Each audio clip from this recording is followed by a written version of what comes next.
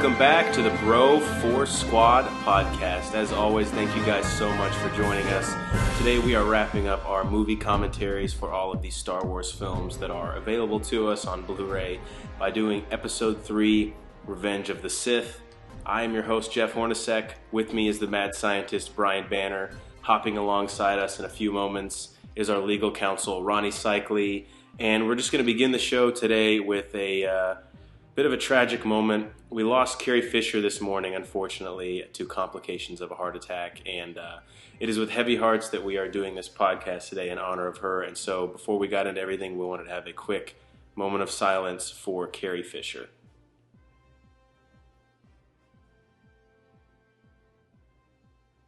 Thank you, guys.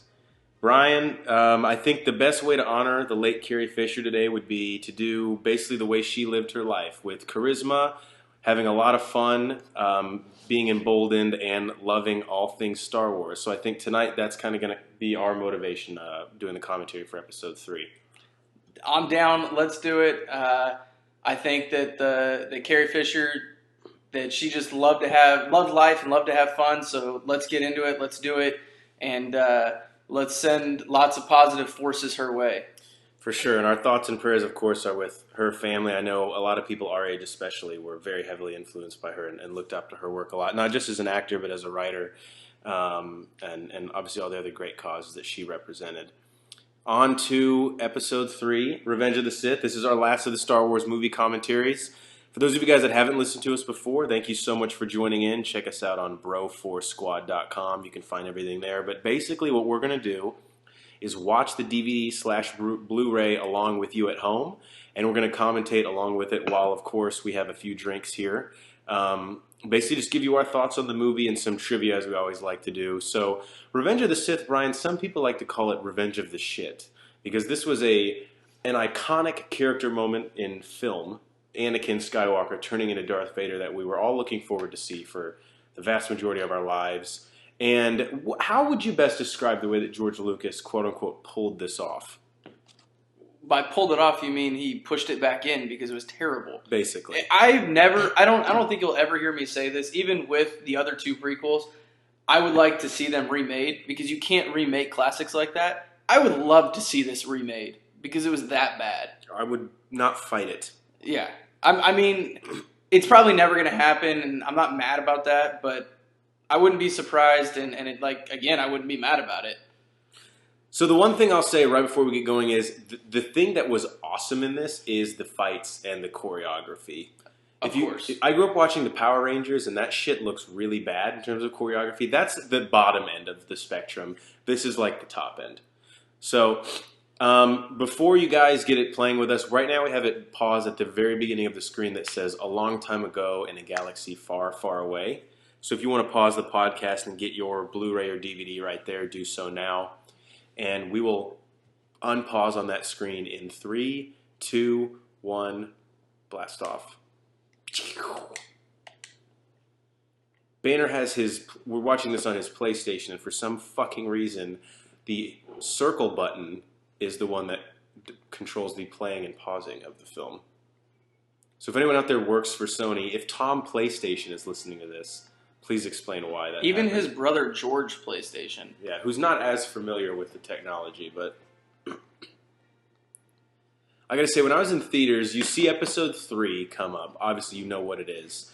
And you're like, okay, good. Finally, we're gonna fucking connect this to the regular Star Wars. And then he ruins it in the first goddamn word. It's war. We need to put it with exclamation points, everyone. George, they know. We'll fucking figure it out. Now, we don't need to, you guys can read. We're not going to read the scrawl, blah, blah, blah. But I want to talk about the title here for a second. Revenge of the Sith. Do you like it or do you not like it? Before you answer, give us a little background. Return of the Jedi, for a lot of production, was actually called Revenge of the Jedi. So, do you think that Lucas just had to get revenge in there somewhere? Or, which I agree, the reasoning why they changed it to Return of the Jedi was because Jedis don't get revenge. Right. So, do you think that this is, what are the Sith kind of revenging? That's what I don't know. I don't really get it. I'm not mad about it, but I don't really get it. So the Jedi never really. It's like when your parents are like, "Oh, you can't hang out with that one kid at school because like his older brother has a fucking motorcycle." Doesn't really make sense. The Jedi never tell you like what the Sith did. They just say the oppression of the Sith and like we can't let the Sith come back. But they never really say like what the fuck did they do? Maybe the Sith banged the Jedi's wife, and that's why they're so pissed off the whole time. Also, we're going to be sprinkling in a little pieces of trivia throughout, and I got to say, this CGI is holding up for me. No sarcasm right now. No, this is fantastic. That's one of two things I think the prequels got extremely right. Okay, let me start over with that. The space battle scenes, not necessarily the CGI, because they definitely went overboard with the CGI. Mm-hmm. But it holds up. The space battle scenes were phenomenal. The lightsaber battles were phenomenal. You said a little bit earlier the choreography was just out of this world. It was. Those were two of the positives that really came out of the prequels for me. This scene right here, I know it's at the beginning of the movie, but it reminds me so much of the end of Return of the Jedi. So a piece of trivia tying directly into this, which that's fucking awesome, seeing that ship blow up. And we're obviously getting kind of the precursor to the Star Destroyers here. I really like, I know that you've got some trivia shit that you want to talk about, but I really like how we saw the ships evolve into what they were in A New Hope and moving forward. And then now we're seeing with Force Awakens them evolve past that.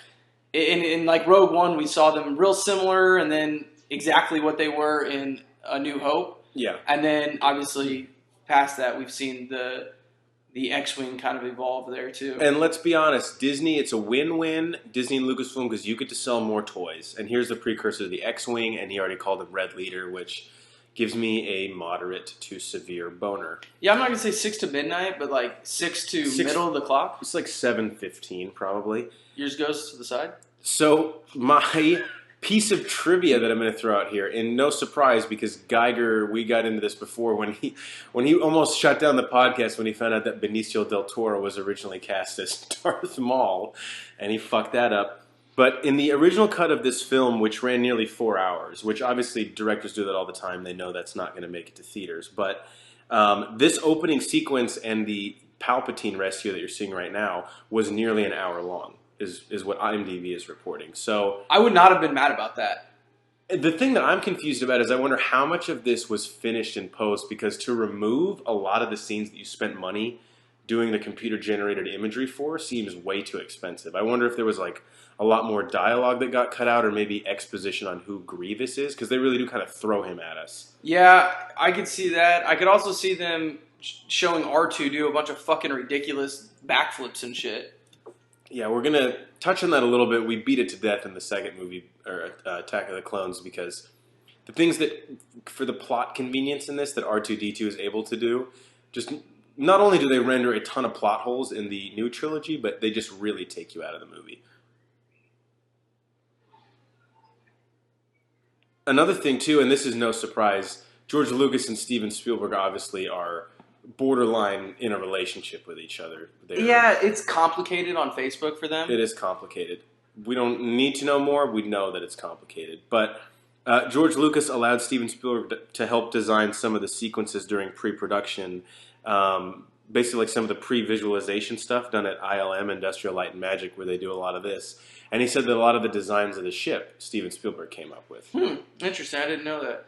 Which is interesting because if you've seen the special features on Episode 1, there are so many fucking like interns that come up to George Lucas with a great rendering of something or a model, and he says, "No, I like that. Yeah, get it out of here." So Steven Spielberg is probably the one guy who could come up with an idea, and George would be like, "You know what, Steven? Yes, let's do it. As long as we can do aliens in the next Indiana Jones." Which, of course, they were down for. And that is one that you will never find me on a commentary of. How do you feel about the little boob droids here? I know they're called buzz droids. You know, they look like boobs. Yeah, it's tough for me to downvote anything that looks like boobs, but I'm going to have to. I think the other thing is... I like the concept of like a parasitic droid like that and what they're doing. I'm not a big fan of the look. I don't like hearing, again, this kind of goes against the whole dynamic of Obi-Wan and Anakin's relationship. We're supposed to believe that they're best friends or he's a father figure, even though the entire time they're bickering and arguing. Here, Obi-Wan gets mad at Anakin for gently nudging his ship. Bro, what the fuck do you want me to do? Like, honestly, how do you want me to get these things off? Would you like me to get out of my ship, step on yours, and start unplugging them? I mean, that's what I would expect. I'm surprised, based on the other things that happen in this movie, that R2 doesn't just have a lightsaber at this point. Or like a handgun, a 9mm. He's more of a 22 guy, I think. I could see that. He's just a gun guy in general.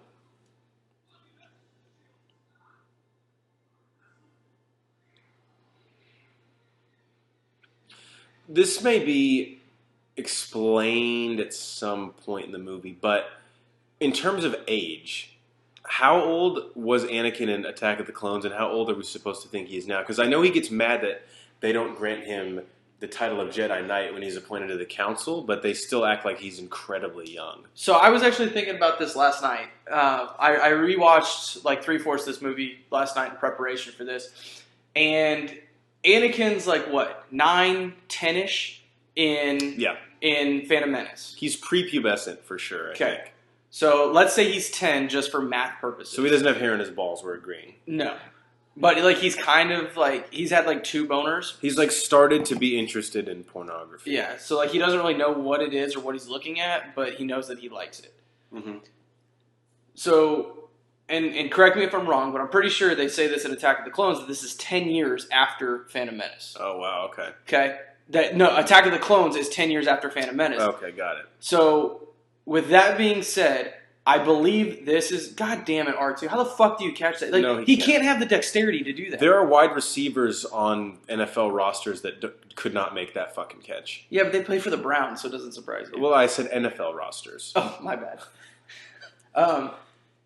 I was guessing that he's probably 24, maybe 25 in this movie. Okay. Just because... And Padme's what, like almost 30? So I'm going to say that's going to put Padme at probably 32, maybe? I think it puts her a little older because she's like 10 years older than him in Phantom Menace. Yeah, see, I interpreted her as like a 15, 16-year-old in Phantom Menace. Maybe I read that wrong. Okay, I can see that. Okay, so she's still... She's not quite 30. I actually like this part. Roger, roger. And they just fucking lay waste to him. The battle droids are just... They carve through them like butter. This was kind of a cool... I don't want to say an homage, but it reminded you of in A New Hope when 3PO and R2 had to hide out in the Death Star. Yeah, except for 3PO didn't light him on fire with oil. And they have, like, all of a sudden, like, projectile rockets that he could... Yeah. I don't like that he was animated. It's just like, he's clearly animated in this part. Yeah, it's just like... The issue is George Lucas can't handle it. So you say, hey, we're going to go with an animated R2. And he says, oh, all the things we can make him do. And they're like, George, stop. It's R2. We don't need him to be this heroic figure that can fly all over the screen.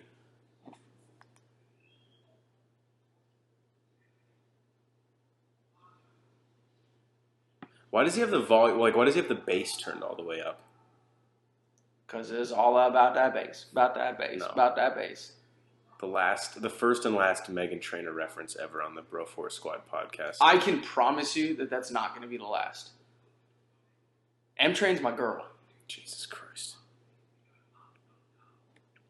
These the droids that are near R2, these like generals in Attack of the Clones, that gladiator scene, they fucked up some Jedi. Dude, they did.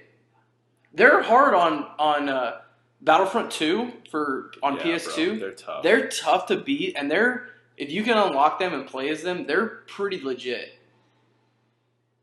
Because they have like semi-automatic. Yeah, like wrist rockets. Yeah, almost like I can't remember the character's name, but one of my favorite guys in Rogue One, the one who can shoot like lasers like they're machine guns. Yeah.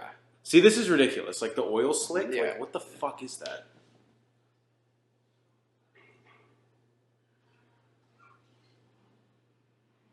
Of course, that's highly flammable. So, out of the 117 minutes running time of Phantom Menace, 4 minutes were not had any sort of no CGI. computer-generated image. Okay. I'm willing to guess that they were probably all on Tatooine. I would be curious in this movie. Like the dinner scenes. Maybe that Jar Jar wasn't in. That's what I'm guessing. I can see that.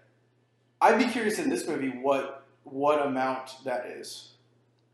Because like this set, even when they were walking up before you see the space battle out the windows, you know that they didn't build a set that elaborate for this scene. No. Little trivia about this scene. And so in the battle scene with Count Dooku, and again, this is all according to IMDb.com, the imprisoned Palpatine originally had a lot more dialogue, which he was to shout to Anakin. One of his lines pertained to Episode 2, in which Palpatine exposed Dooku as paying the Tusken Raiders to kidnap, torture, and kill Shmi Skywalker, which would have been an interesting wrinkle here. And would have explained him killing Dooku a lot. Yeah, because I buy that he kills Dooku because he's headed to the dark side. He has that much dark side in him, blah, blah, blah, whatever. But it actually makes sense if he goes, hey, by the way, Dooku is the reason your mother's dead. By the way, I hate to get off topic, but speaking of how much 2016 has sucked, rest in peace, Christopher Lee. I know. Another great one that we lost this year. And the way Anakin kills him with like the scissor move with the lightsaber, that is so sick. Yeah. And the way he cuts his hand off with like that spin move. The little spin move, and he doesn't have either one of his hands. Oh, God. Yeah. See, that's a cringeworthy move by the... I also, I'm pretty sure, now don't quote me on this, but I'm pretty sure that he does it with a red and a blue lightsaber, Anakin, which, I don't know if I may be reading into it. Dude, your legs would be so fucked right there. Fucked. The way the Emperor goes, yeah, after that attack, you can clearly tell that he bet on the Jedi with the points. Oh, for sure.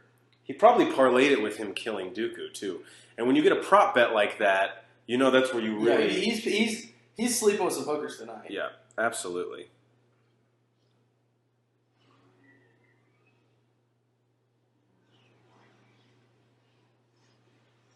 You know what's awesome? Is that we got a fantastic lightsaber fight scene in the first, are we 10 minutes in? Yeah. God, that's sick. And a great space battle.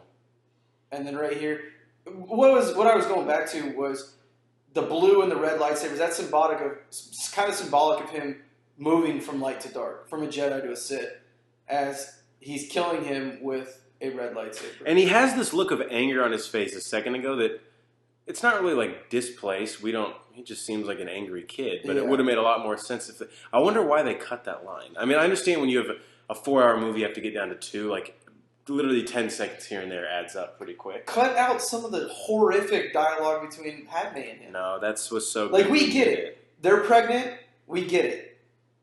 Twist at the end. They're having twins. Oh, right then, we put it together. It's Luke and Leia.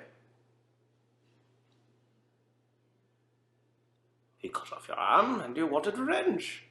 Like, yeah, that's right, he did. Fuck. See, maybe there he also referenced, and like also that whole murdering your mother in cold blood. Yeah, I feel like this is a reshoot. They're like, hey, we had to take that entire awesome dialogue out, so we're just going to say, hey, remember that time you told me that you did that? Palpatine is that friend we all need, though, that rationalizes our bad decisions. You're like, why the fuck did I get Jack in the Box at 3 a.m. drunk? He's like, dude, we played slow-pitched softball last Sunday. Like, you deserve it. You burnt those calories already. And you're like, I shouldn't hang out with you, but I'm going to continue to. Palpatine is your Alex English. Mm-hmm. We all need one. We need one that talks us into our bad decisions. These dudes, I'm going to call them the Viceroys because I don't know their fucking name, but wherever they are, you know that the side that they're on is going to lose the battle. Have they had one victory? I guess when at the very beginning of Episode 1, kind of. Kind of. I love, this is like a pirate, that right there is like an old school pirate, like cannon battle right here. Yeah. Where you just have two ships going side to side, and whoever can blow the shit out of the other one better is going to win. Was that English? I don't think that was English. Did I just talk? That was English. It was the English language. Okay.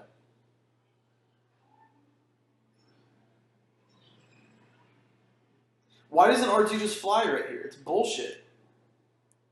Yeah, there's some inconsistencies that he lent himself to when he started introducing rockets into R2-D2. One thing that I do love is R2's quote-unquote language. Like, the squeal right there, and, like, you can really, through his beeps and whistles, you can really, like, get what he's saying. he gets more out of those beeps and whistles than a lot of people do out of the full English language. Here's a tidbit of information for you. Originally, in A New Hope, R2 was going to speak English. Wow. And him and C-3PO were going to have some pretty crazy dialogue to each other for the comic relief, basically exactly what they have, but we were going to actually understand R2. And that was something that's something they decided to change. And I'm glad that they did it because it really works for him. I mean, this sounds weird to say, but his beeps and whistles are iconic, really. No, they are 100%. So he just drops an unconscious Obi-Wan right here. And then Obi-Wan's like, oh, hey, we're falling. Cool, I'm awake now. Let's grappling hook into this elevator. I brought up this fact, I think in episode 2, because that's the first time we saw him. But it still astounds me that it was still the case. But according to IMDb, every clone trooper in this film, again, is CGI. Not a single real clone costume or helmet was featured. That is just... It's just an insane thing to think about. That's two thoughts on that. Ray shields. Fuck. We're smarter than this. I love it when I go, I think it was Anakin. Apparently not. Yeah.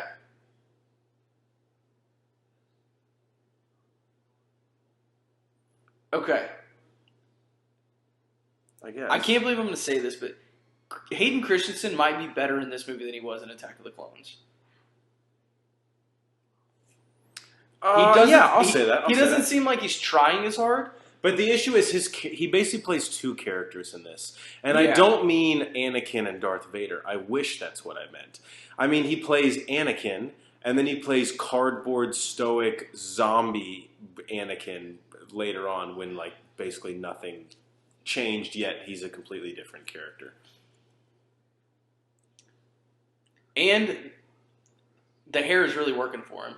He doesn't have the stupid dread braid thing anymore. I'm kind of embarrassed to ask this, but if this is in this movie, this is one thing that I love. Is the scene where he talks about Darth Plagueis in this movie? Yes. Oh, God. That's a great scene. It's a great scene. Matt Geiger, I know you're probably listening at home. That scene is boner-inducing to him.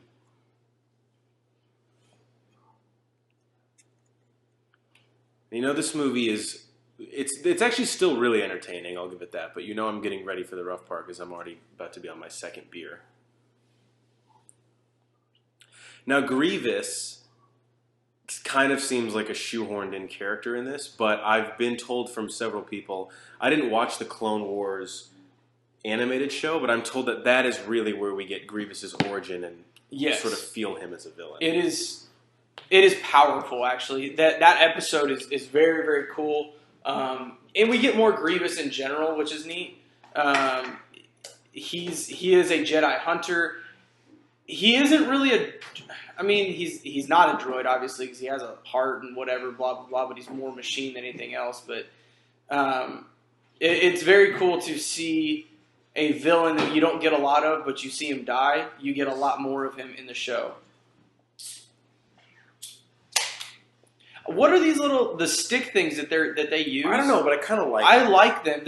Are we, to go back on Grievous real quick, am I to assume that he used to be a person who became, like, basically like Darth Vader, he just got so fucked up that, like, this is all that's left of him? Or is he a droid that they almost, like, tried to make a human? Yes. Okay. I'm not sure, to be honest. That's what I thought. Like, if he wanted to bang a robot prostitute, could he do that? I think so. This is absurd. But sure.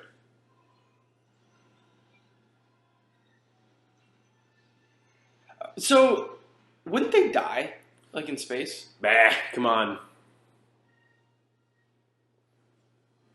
I'm pretty sure that space is so cold, just those few minutes there, their whole bodies would have frozen. But again, I haven't been in outer space without a suit on in like at least 5 years. So things are always changing. I really like this part, Anakin landing the ship. That is cool. I think it's cool. And it goes back, and I think Geiger made this point on one of our shows, episode, that Vader and Anakin has never been a great swordsman. He's always been a better pilot. Yeah. And this is, again, another one. Obi-Wan's like, look, I don't know what the fuck I'm doing. You can land this thing, right? Yeah, I mean, maybe. I don't know if he said it yet, but there's a line. He's like, "Can you land this?" He's like, "You mean what's left of it?" Because they're basically in just a fucking meteor that's crashing down. Yes. I think he already said it. Unless it's right. It might be right here, actually.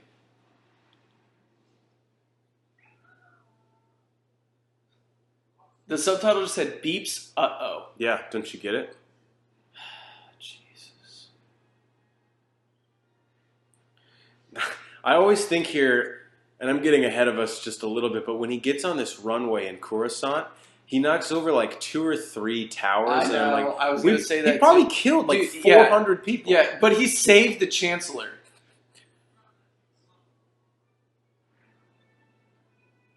Not to mention all like look at all the shit that's flying off of his. Yeah, that's going to hit ship someone's 2-bedroom apartment on the outskirts of the city. And if I understand Coruscant correctly, the entire planet is a city. You do understand Coruscant correctly. So, yes. Like the chance of it hitting something are 100%. You know when you have a bad friend, when you're going to visit him on Coruscant, you're like, "Hey, bro, really fucking pumped. Where do you live?" And he's like, "Oh, downtown." But you're like, the whole goddamn thing is downtown, Craig. You know, I'm not coming. I'm canceling the trip. I'm going to stay on Kashyyyk. It's a beautiful time this time of year. It's gorgeous. Beautiful this time of year. By the way, I have a really fun fact about the Kashyyyk scene when we do get there later.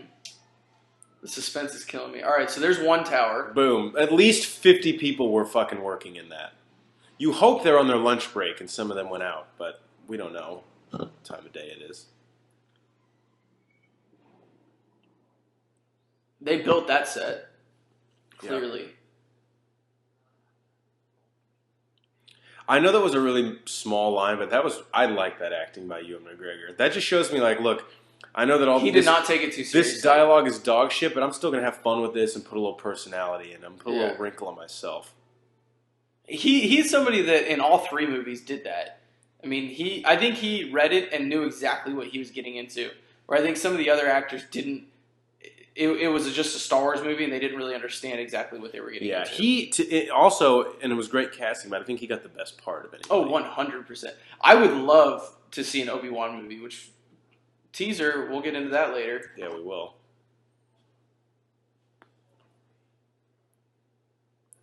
Here we go, George Lucas force-feeding. Do you get it? They're friends. They like each other. Like, George, you can write it on the page, but it's not coming across to anyone. Jesus.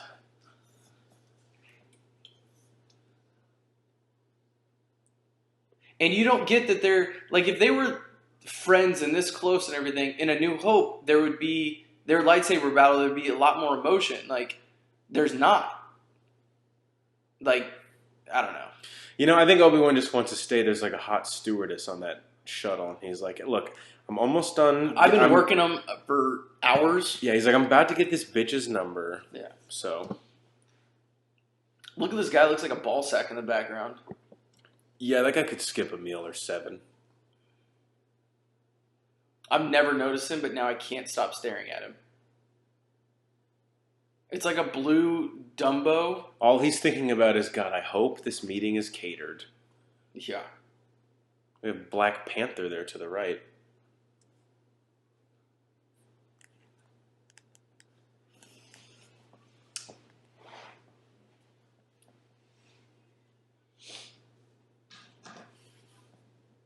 Oh, 3PO. I'm glad he's in the fucking movie. Jimmy Smits, love him. He was great in Rogue One. That noise is us dipping into some snacks here. Thanks to Mama Hornacek. Yeah, she came through. Shout out to her. Big fan of the pod. This is cool because they're starting to show, in terms of the hair, you're definitely getting the Leia vibe here, which is great. Obviously, we'll always say Carrie Fisher pulled it off better, but... You know what's actually really funny about that? The reason her hair is like that is because they were trying to hide the fact that Carrie Fisher had chubby cheeks. And that was the best hairstyle to hide that. So it became this iconic big thing, but it was actually like a backhanded insult that they made her wear her hair like that. They're like, look, so we like you, except can you do something about your look fat like a squirrel. cheeks? Yeah.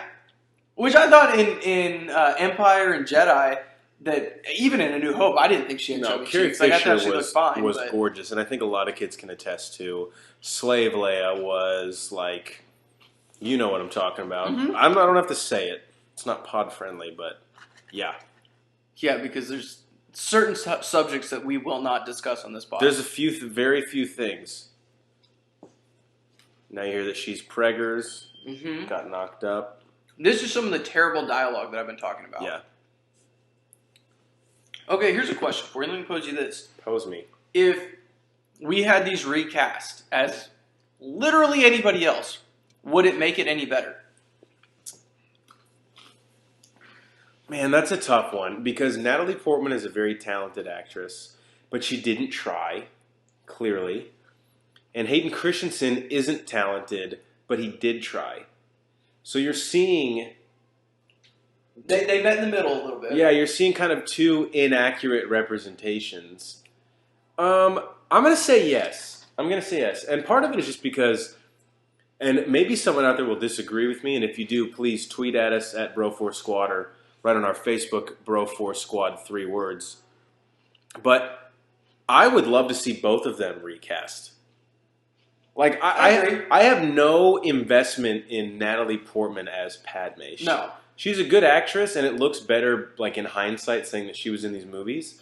But she did not give inspired performances, at least in the last 2. Well, and that was one of her big, like, Star Wars was her big break. Like, Right. I know she did some stuff before that, but this was her, Yeah. we got her name out, and she has done fantastic work since these came out. But I think everyone constantly talks about how it would have been cool, or they always talk about recasting Hayden Christensen. Now the guy gets bashed, and it's like I kind of feel bad for him at times. But and I think that because we talk so much shit on him, and yes, he needs to be recast so bad. The fact that Natalie Portman didn't do a good job gets overlooked because she didn't do a good job, even in her scenes where Anakin's not in it, which aren't very many. It almost seems like, as the quote-unquote stakes and emotion were ramped up by George Lucas, she cared less in those scenes.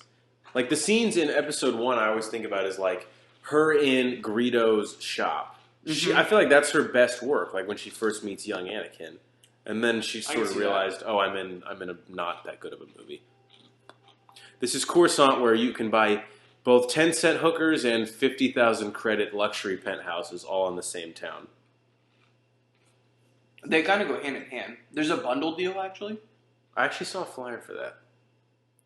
See, this is just like so stale, like cardboard. Hey, this guy's like in love with her. And I think she's supposed to look hot here, but she doesn't. I think he went from like, she told him she was pregnant in the first scene, and now George Lucas is like, well, she has to be like she has to 6 months look pregnant like now. shit, yeah. Like, she's pregnant. Oh, now also I'm holding a watermelon underneath my shirt for some reason. Like, she looks like shit right here. Just her face, her hair, her outfit, just everything about her looks like my left testicle. I mean, if that's what your left testicle looks like. Yeah, he's way too pregnant right now. I mean, unless there was some crazy time lapse we didn't know about. I was going to say, playing devil's advocate. This is awful. Oh, God, this is so bad. An hour and a half of the movie got cut out from the original cut. We don't know how long it was from when these children were conceived, or in this case, they think it's just one child, was conceived to the time when she saw Anakin again. I will say this. And George Lucas obviously had this in mind when he started writing the prequels, but I like and I buy his reasoning for being so afraid. Like, he lost his mother. She's all he has left.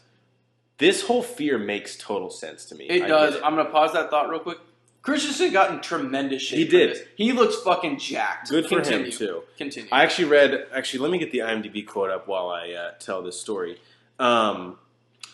The one thing that I wish, in terms of, like, him being afraid with his mother dying and everything, is that they in order for it to work, again, they have to sell you on him and Padme's relationship, not just the idea of it. But they had everything set up in the first 2 acts for this tremendous turn in this fear.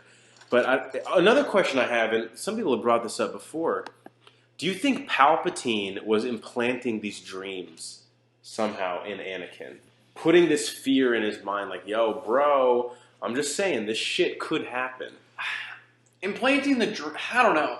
I mean, it's kind of one of those things like planting a seed. Like Yeah, something can't be this person's idea, or everything has to be like my idea. So you have to plant the seed, it's like hey, Inception. yeah, like right now, like, hey man, maybe next week we should go to the zoo. Like, no, I don't want to go to the fucking zoo. And then like 4 days later, you're like, hey bro, let's go to the zoo. Well, like I said that like 4 weeks ago. No, man, it was my idea. Maybe it was something like that. Like he knew how to play off of. Obviously, Anakin's very emotional. Maybe Palpatine knew how to play off of his emotions. I can see that. I'll buy it. I'm not gonna say like implant like, hey, I am going to show you the vision of. No, I almost mean like dying. using the Force. Like you don't believe that? Like, no, I don't believe that because he's literally seeing the future right now, and I don't think Palpatine could force him to see the future. Or Palpatine could see the future and then transpose that into Vader. I don't think that's possible, but I think he can like feed the idea of these things. I agree with you. It'll be interesting when we rewatch the scene where Palpatine, which is my favorite scene in the movie, and maybe in all the prequels, where he talks about Darth Plagueis. It's up there. And when he talks about how he could influence midichlorians, I wonder if any of that is like kind of teasing that maybe he had a hand in this. I always took that scene, because obviously, and we're not there yet, we'll talk a little bit more, but I always took that scene where Palpatine is talking to Anakin about bringing his mother back from the dead. Not saving Padme. Obviously, he doesn't know that Anakin has those. Yeah, he said he can influence midichlorians that control life. Right. I believe is what he says. Back to your point about Hayden Christensen, and I almost don't believe this, but this is IMDb, and they're God for all intents and purposes. Hayden Christensen gained 24.2 pounds for this film. Too specific. He did so by eating 6 meals a day. I mean, he looks jacked, but he does not look 25 pounds heavier than he did in the last movie. Now, granted, they have robes on the majority of the time, but here's the other thing. If I'm Hayden Christensen and I'm in a robe 90% of this movie, probably more, you're losing weight. Do you need to make that physical transformation? Like, I get it for that one scene, but I would be like, George, really? I'm in a fucking Snuggie. I believe that he got in tremendous shape to do, because he did quite a bit of fight scenes. Yeah. So to get in shape, to do those, make them look real, all that stuff, I think he got in tremendous shape for that. I do not believe that he gained, 24.2 pounds? That's what it says. It's way too specific for somebody to know exactly, to the 10th of the pound, how much he weighed, or how much more he gained. I can see him, yes, I gained some weight, I put some muscle on, I did some work. I got in the gym. I clocked in early. Look, chest days. It's the most important time of the day. As we all know. And then he had his protein shake. And now we can see we're full-blown CGI Yoda, and we've been on record we were not a huge fan of that. No.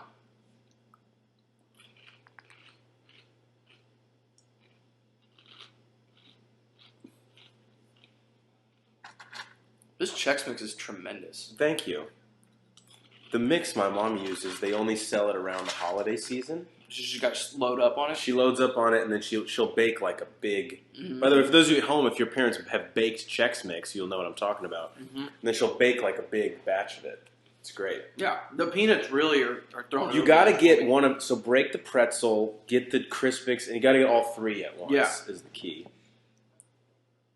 Although it's nice if you get one without the peanut.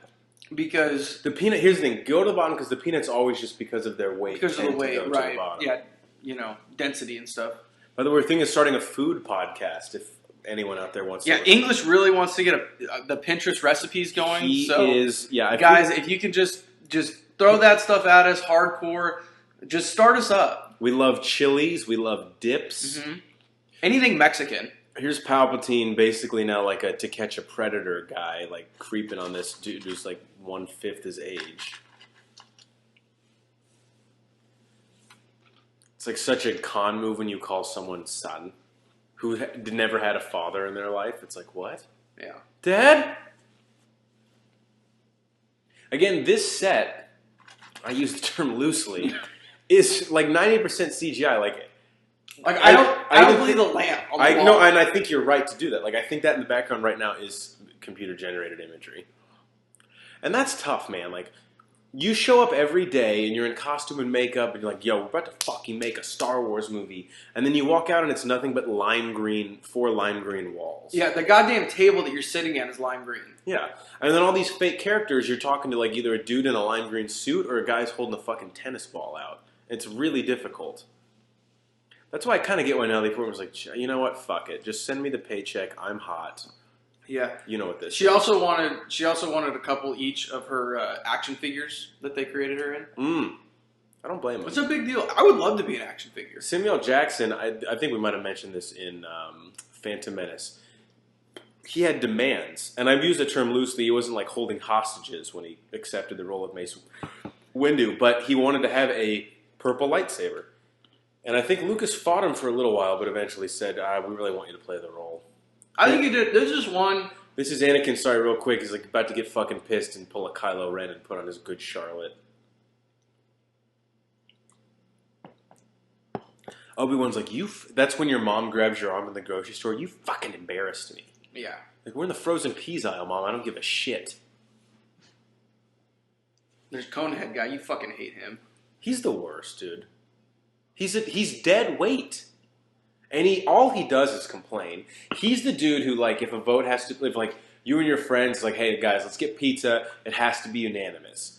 5 dudes say yes. He doesn't say yes. You're like, okay, what do you want? And he's like, I don't know. I just don't think I want pizza. He's like, I know I don't want pizza. Like, okay, well, I know that you need to fucking leave then. He's pretty much like any wife anywhere. Not gonna touch that one. No, like, he's like, hey, no. What I'm saying is, he's like, what do you want for dinner? I don't know. Well, how's pizza sound? Nah. No, not how's pizza. Hamburger sound? Not pizza. Nah. How's Chinese food sound? Nah. How's Mexican sound? Nah. I want pizza. Well, what the fuck, woman? Yeah. That's the Conehead guy. Now, again, Geiger has said multiple times he sees where the dark side is coming from. And now, this is not specifically the dark side, but they are more prone to displaying your emotions. I'm kind of with Anakin here, dude. Mm-hmm. It's a backhanded compliment to put him on the council and say he's not a Jedi Knight. That makes no sense. No, Jedi Master. Correct. Okay. Meaning that he gets a Padawan, right? No, it just means that he's on the council that makes the decision. That's like I don't think Qui-Gon was ever on the council. Oh, okay. That's like promoting someone to offensive coordinator, but then telling them they don't get to fucking call plays. Right. It's like, what even is this? I might as well just be the fucking quarterback coach. But here's the thing. So they don't trust the senator for good reason. He's shady as shit. And he basically asked them to appoint Anakin onto the council on his behalf. They're punishing Anakin for that. That's not his fucking fault. You know? It's not like but maybe they don't know that. Maybe they think Anakin was like, yo, Senator or Chancellor Palpatine, why don't you put a word in for you boy? Yeah, but they also may see the fear and the anger that Anakin has. Yeah. And they're not willing to put that on the council. The problem is you see a kid who's afraid and he's angry, and he should be all that. He fucking lost his mom and the Jedi took him from her. Is giving him the putting him on the council and not granting him the rank of master going to help with that? Probably not. Yeah, I mean, it's like when you're grounded. And then they ask him a favor. See, that's like too much, bro. Yeah, it's like when you're grounded and your parents are like, well, look, this Friday you can go out. Awesome, but you have to be home by 10. Well, what the fuck, Mom? Nothing good happens. That's actually worse. Yeah. Now I'm going to just not even go. Exactly. God damn it, Mom. Yoda's getting the gray hairs. This is when Yoda would definitely go to the bar. Let me just do a line of blow real quick. Get my fucking head on, right? Yeah. Yeah, he's definitely at that point in his life where he has to have a couple of screwdrivers in him before he can function correctly. How much weed does Yoda smoke? He's like the old dude in your neighborhood. Right now, I don't think he smokes that much. But once he gets to Dagobah, bro, dude, you know he's growing that shit. I bet half of every other bush that Luke is sifting through is probably a marijuana plant. Yeah, no, that lake that he crashes his X-wing into, that's just a big lake full of bong water. 100%. Dagobah itself could just entirely be a bong. It's possible. I can see that. And you know that chili shit that he's eating is bomb as fuck. Absolutely. How fucking expensive is this apartment on Coruscant? Look at this. We got balcony view. It looks like about It's a 2,500 square feet. She subleases it. You know this came furnished. Look, this fucking chandelier was not installed by her. And why does she have a rugby helmet on? Well, of course right not. now? She's pregnant. Well, but not when they moved in. You don't know that. Yes, I do. Okay. Did you see the lease paperwork? I want to see an anthology film of a realtor on Coruscant and how much fucking bank he makes. God. The commission. How many units do you think a guy can handle? He's definitely doing like space blow. Yeah, death sticks. Like death sticks, yeah.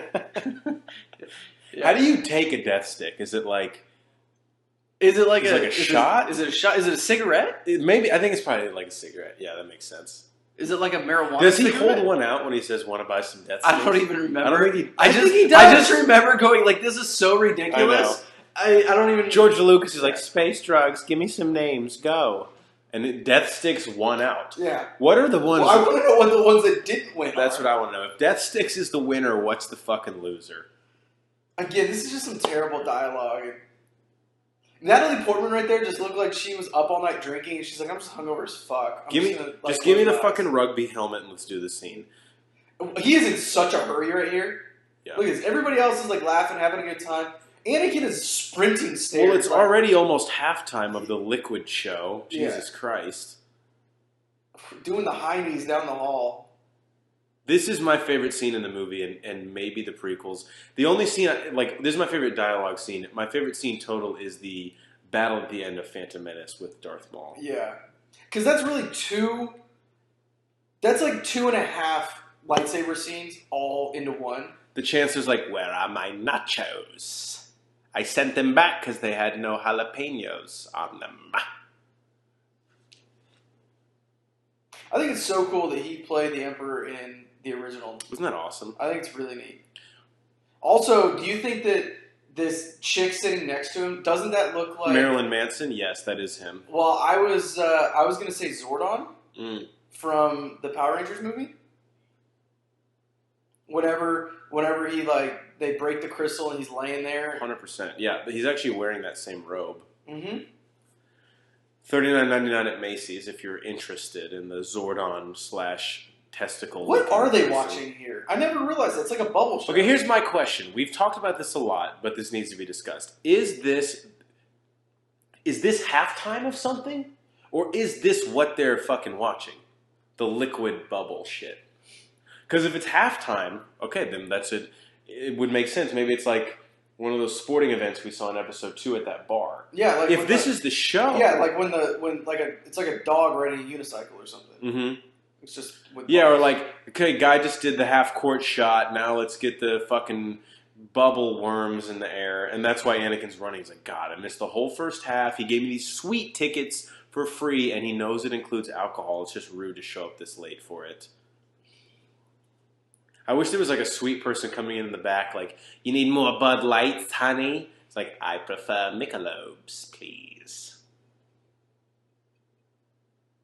I'm not even going to acknowledge that because... They should have some finger foods in here, too. Yeah. I'm not talking... Can I get some pepperonis, please? Yeah, I don't need a fucking... Jalapeno peppers? I understand he's the Chancellor, but we don't need a carving station or anything, but give us maybe like some finger corn dogs or some tots. Yeah, some taquitos? Taquitos would not kill anyone. Mini taco? Pigs in a blanket? Pigs in a blanket work, yeah. Yeah. But you can't have pigs in a blanket. Little Smokies? And the mini corn dogs. Little Smokies would be good. Make your own nacho? No, that's too much. That's too much, yeah, no.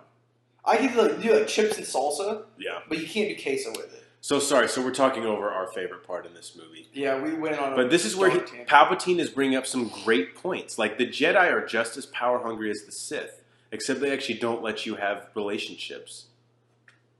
And the Jedi don't. Great fucking line. Yeah, that's.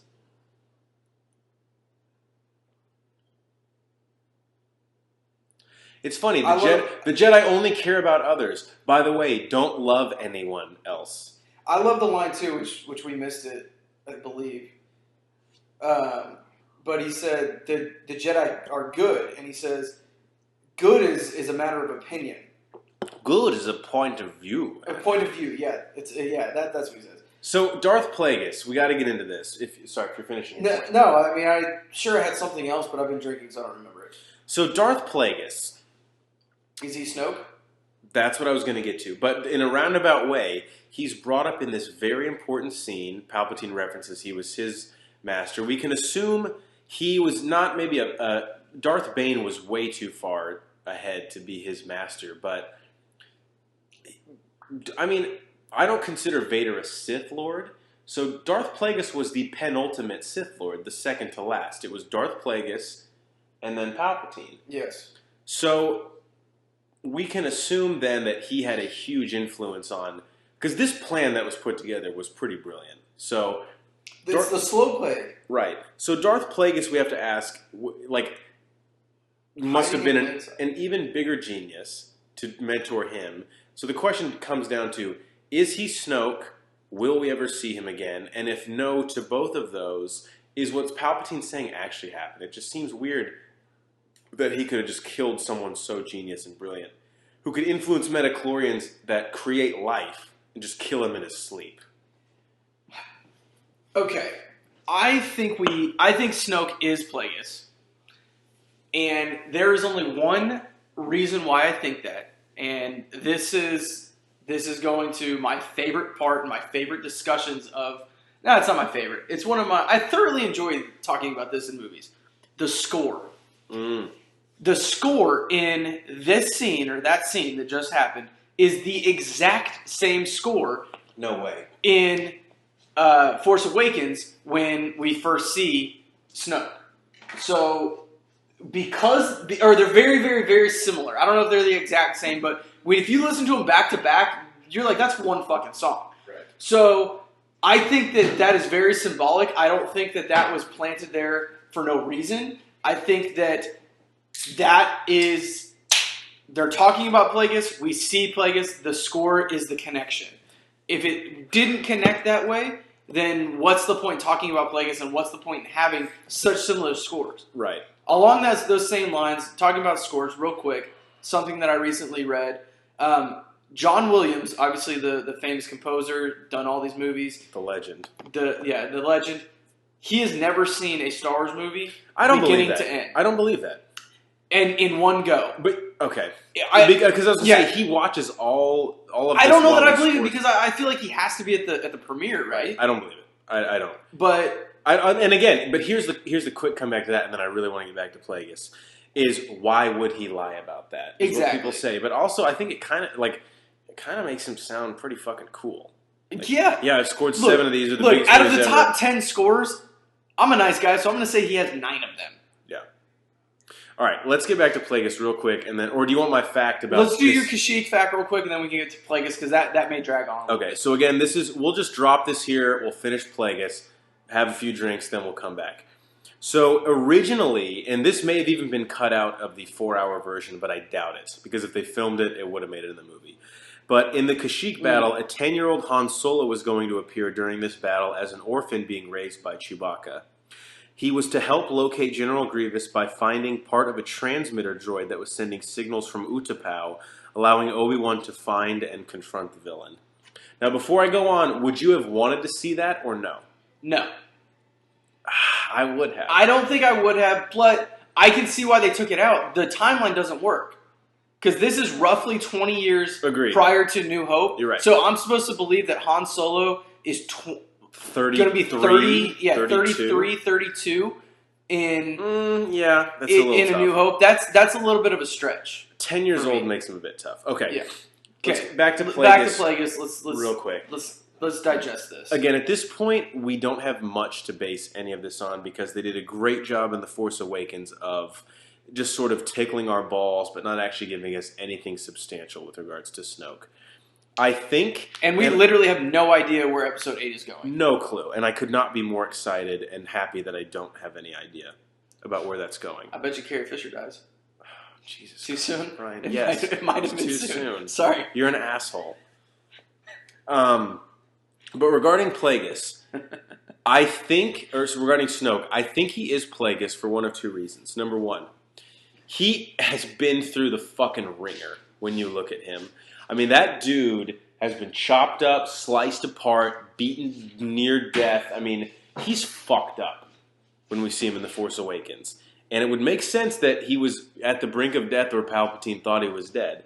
Number two, I actually have 3 points now that I realize we're getting into this. Well, Jesus Christ, Jeff. Yeah, if he can influence the midichlorians that control life, obviously he could. I don't think he's immortal by any stretch, but I think he could either fake his death or prolong his life and bring himself back from like the brink of death if you don't finish him off. Number 3, I feel like the ultimate Sith move in the long play would be, let's let Palpatine do his thing.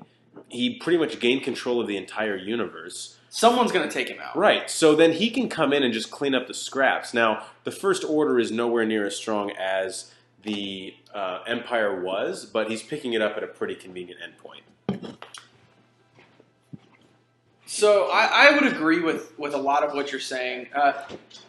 There's no way the First Order can be as strong as the Empire, because the Empire had the Senate behind it and the entire Galactic Republic, and the Old Republic was all behind it. So when you think about that, how Palpatine did the slow play, he built all of this, he got himself in there, blah, blah, blah, blah, blah. He built everything from the ground up, where the First Republic is just basically the rebellion of the Republic. You have the Empire, or you have the Old Republic, the rebellion, and it is what's left of that.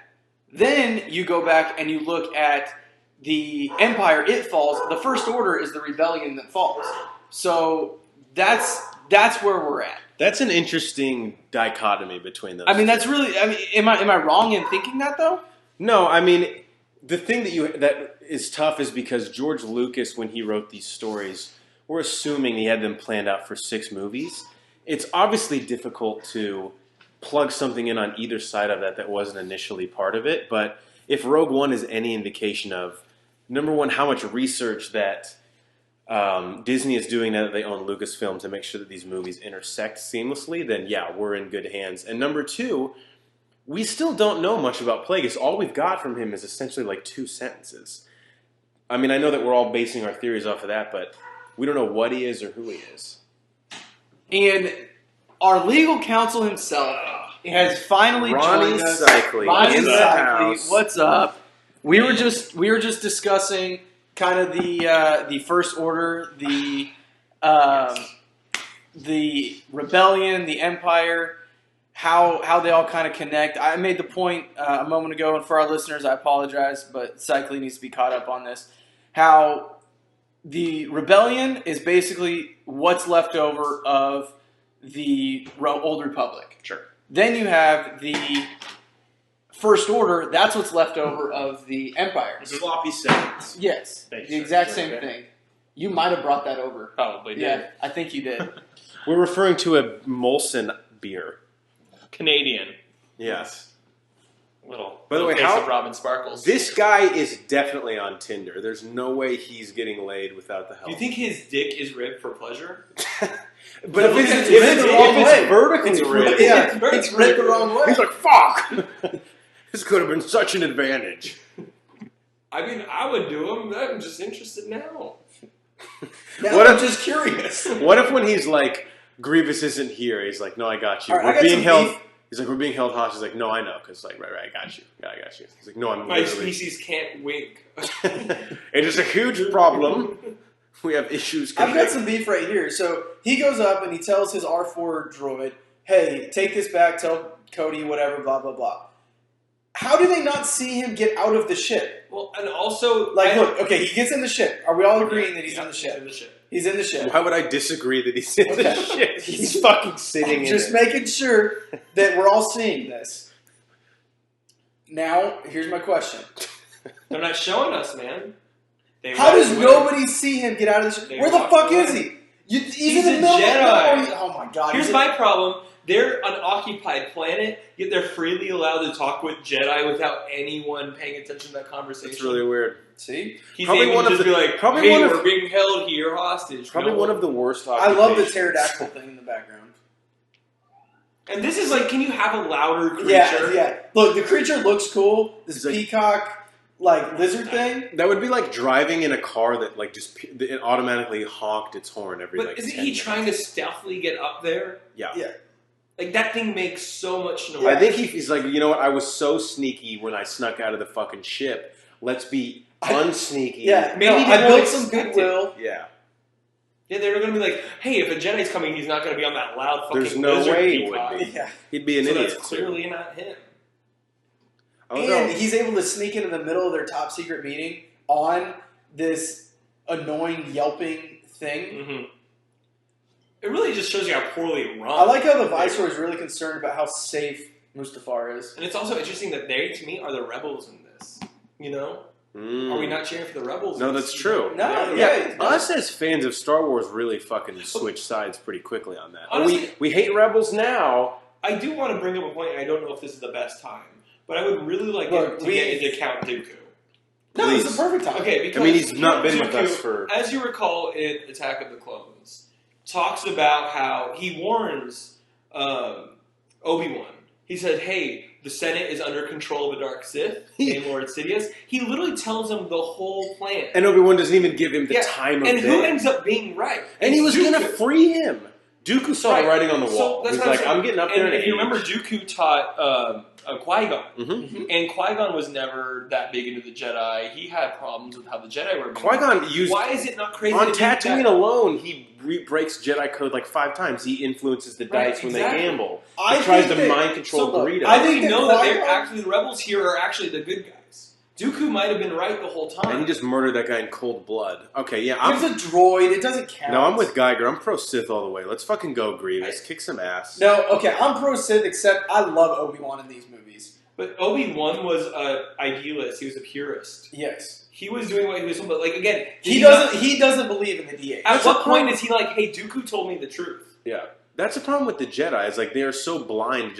It's like people with, I hate to say it, but like people with religion. Like, no, this is what the Jedi say. Like, it can't be wrong. You're like, but like, open your fucking eyes. Speaking of religion, we can get back to this in a second. Did you guys see that they officially ruled that Jediism is not a official religion? And Obama's America. And that's why we have appeals courts, Brian.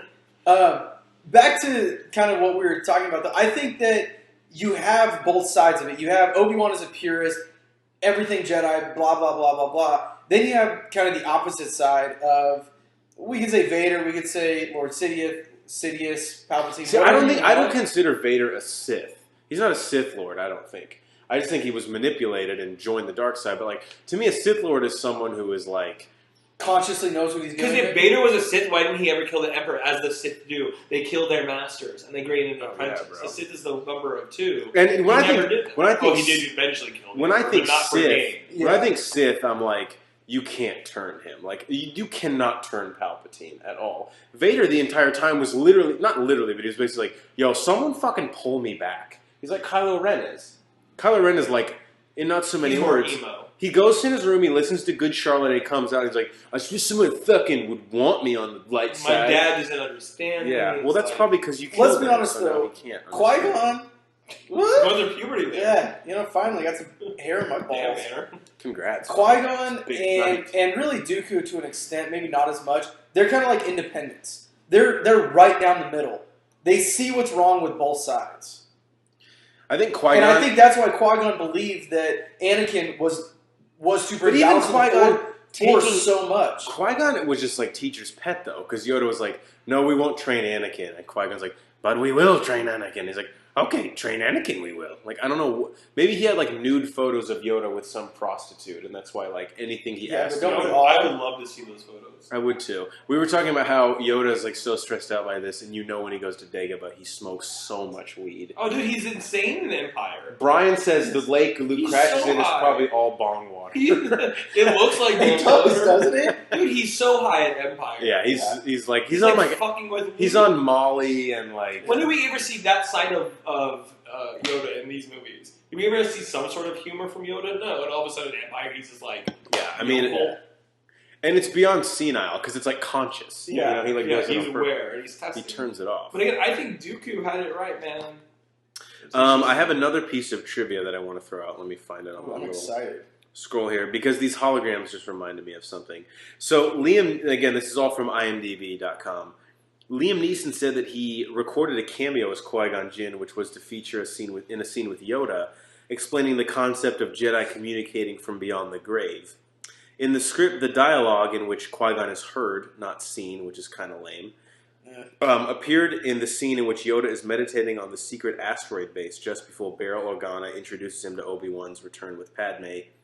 The scene does not appear in the deleted scenes section of the DVD. However, an unfinished version was included in the Blu-ray release box set. To which I have to ask, how do you make a movie and say, you know what, give me some less Liam Neeson in this? How does a director say that? In their defense, Liam Neeson... give me some less Liam Neeson in this, guys. All right, well, when you say it like that, I can't defend it. But he was in Attack. His voice was in Attack of the Clones. When Anakin kills all the sand people, and Yoda's meditating, you hear him go, "Anakin, no!" Yeah, that's right. I forgot about that. So maybe they thought it was repetition in this one. I don't know. I don't know. I really wish that they would have introduced Force Ghosts prior to Empire. By the way, this is classic, like, guy at the bar, like, why are you crying? Can't believe your boyfriend doesn't appreciate you. That's such bullshit. Can I buy you a vodka cranberry? A Cosmo? Here would be blue milk. Yeah. Buy you some blue milk. I would love a blue milk. Thank you, Chancellor Palpatine. In Attack of the Clones... I felt really bad, real quick. I was talking about Rogue One to my brother-in-law, and I was like, I love that they brought blue milk back. And he goes, oh, did they? I'm colorblind. I totally forgot he was colorblind. Wow. Yeah, such a dick. I know. I felt like such an asshole. Did you kill yourself after that? Plus, that's like a huge spoiler for the movie, bro. Yeah, sorry. Spoiler. You put a spoiler. Damn it. Now I have to spoiler tag this. Sorry, guys. Son of a bitch. In Attack of the Clones, I can't remember when Qui-Gon says that to Anakin.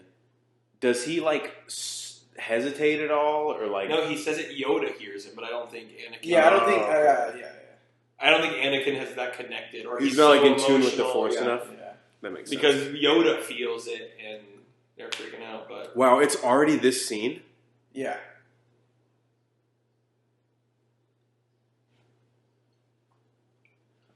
Jesus Christ. This is like, the movie's like almost over then. No, we're like almost to the beginning of the third act. He tells him, well, I don't want to go through that. I mean, this part does lots of it. Yeah. I just want to, that actor just did not age from the originals. No. I think they even had to age him up in this movie. Like, I don't think his hair was even this bad. Did they CGI that shit too? Probably. He's apparently like the most insane stage actor in London. Oh, seriously? Yeah, like he doesn't do movies, but he is like the Al Pacino of like theater in England. And he said that he keeps wanting to come back. They haven't called him. I was thinking maybe in Rogue One he'd have a cameo. Here's a question. I got a question. So, Force Ghosts, Jedi come back. Can Sith Lords come back? Why not? They're more in tune. They're more in tune with that kind of shit. I feel like they are more likely to come back. They're like the ghost, like the movie Ghost with Patrick Swayze. Not only can they come back as Force Ghosts, but they can like have sex with you or like make a pot. God, this is the most sexual part of the movie to me. Oh yeah. I can die deeper with your anger. I'm pretty sure he says "fuckus" and not "focus." The man, I've watched this movie 20 times, and every time that's him trying to slip in. Hey, I'm gonna drop a fuckus. Yes, might as well. It was like, wow, Emperor. But the Sith are known for studying more. See, I love that. He's like, you should turn me over. Like that is the correct thing to do. The Sith are like the nerds in like the class who say like the teacher dismisses you early, and they're like, actually, you have us for another 15 minutes. No, they're the ones that are like, are you gonna accept the homework today? Yeah. And everybody in the back is like, fuck, no one did it, dipshit. Stop. Look at this thing. So, Cycling, we talked about this earlier. This little purple sword thing that he has, what exactly is it? Because it's obviously... It has no point. Well, what I don't understand is a lightsaber cannot slice through it. So is it some sort of lightsaber? I don't know. That's what I'm asking. Have we actually seen that contact? Yeah, in the first one of the first scenes when they attack. I need to rewatch that, man. When they attack Grievous in the spaceship in the cockpit, they're fighting his little minion guys. And a lightsaber doesn't cut into it. And a lightsaber doesn't cut into it. It bounces off of it. Huh. Must be maybe that's what the force is, like the purple. The purple things, yeah. Like, is it a crystal or what? But then it's just like it's like a giant taser. Right. Other than that, that's all it is. Yeah. Yeah. So a big stick. Was he about to try and box with him? I don't think I ever noticed that. Yeah, it's a robot, dude. It's a part robot. Pardon me. You know, this is like, to me, this was like a precursor to Vader, showing a humanoid robot. Yeah, so we actually talked about this earlier as well. Is Grievous, was he a man that just got so fucked up that he's more robot now? Or was he kind of experimented on and they tried to turn him in? Read a little about the history of his species, and he was a living... So he is a living being. Yes, but he can't use the Force. No, but he was a great general. I love this. I can't remember if he could use the Force or not. But he was a general, and that was... Oh, he eventually... And I don't think it was like Vader where he had injuries. He eventually used it to make himself stronger and stronger, and all of a sudden found himself more I got you. machine than man. Like, I love it. Yeah. So primitive. Or uncivilized. Yeah, that's what he says. Didn't seem that hard to kill, though. No, and we talked, like, Grievous is kind of another throwaway character. They needed somebody to kind of replace, just fill the hole. I mean, he's like for an act and a half. He's like a big deal in the Clone Wars show. And I'm sure the Clone Wars movie, I haven't seen it, but he's like the big fucking dick in those movies and shows. Should have always been Darth Maul throughout all of these. They bring him back in Star Wars Rebels. I heard. Never saw that. I haven't seen it. I'm really trying to find, if anybody knows somewhere where I can watch the first season somewhere, let me know. Is this the third season? Yeah, I think they're actually about to start the fourth season of it. Oh, wow. So, and I can find the second. They said this season like ends where Rogue One starts, I think. That's cool. So they're going to have, I believe, Kassan will be in it a little bit. Again, totally CGI clone trooper behind him.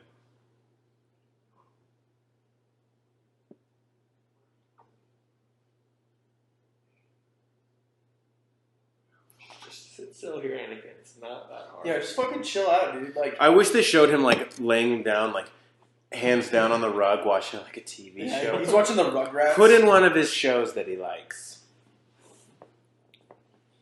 It's like, are you too good for Canadian beer? I drink Canadian every night. Damn it. Best possible comment. Again, here she is, guys. She's sad. Do you get it? I bet Lucas just wrote the script. Be sad. She acted the shit out of that 15 seconds. I wish he was sitting in Yoda's chair. How funny would that be? And what if he was like, I'm Yoda? Like, you get me? I'm the head of the Jedi Council. Yoda. Head of council? Let me invert a sentence. He goes through each scene and just like mocks each person. I'm vagina head, cone head guy. All I do is vote down everything. Also, I'm really shitty because and bad. that would make this movie much more realistic, because that's what I would do. I'm Coach Carter. Like, what? What? That's Mace Windu. I'm tired of all these motherfucking snakes on this motherfucking plane. In this motherfucking Jedi Council room. Hold on to your butts. Oh, that was from Jurassic Park. If you didn't know that. Wow, what a shot. How bright is the fucking light they have on his face? God. Look at all these people driving to who knows where, not knowing their lives are about to change. Why doesn't he just go home and be with his wife? Like, look at all these people out. We said that earlier. We were like Coruscant is the entire planet is a city. Yeah. Jeff was like, what if you're like, hey man, yeah, I'm coming over. Where do you live? And he's like, oh, downtown. He's like, yeah. What's your zip code? 7. Yeah. Oh, 3PO. C-3PO. He's fucked up. I think he did Death 6. I don't want to buy something Death 6.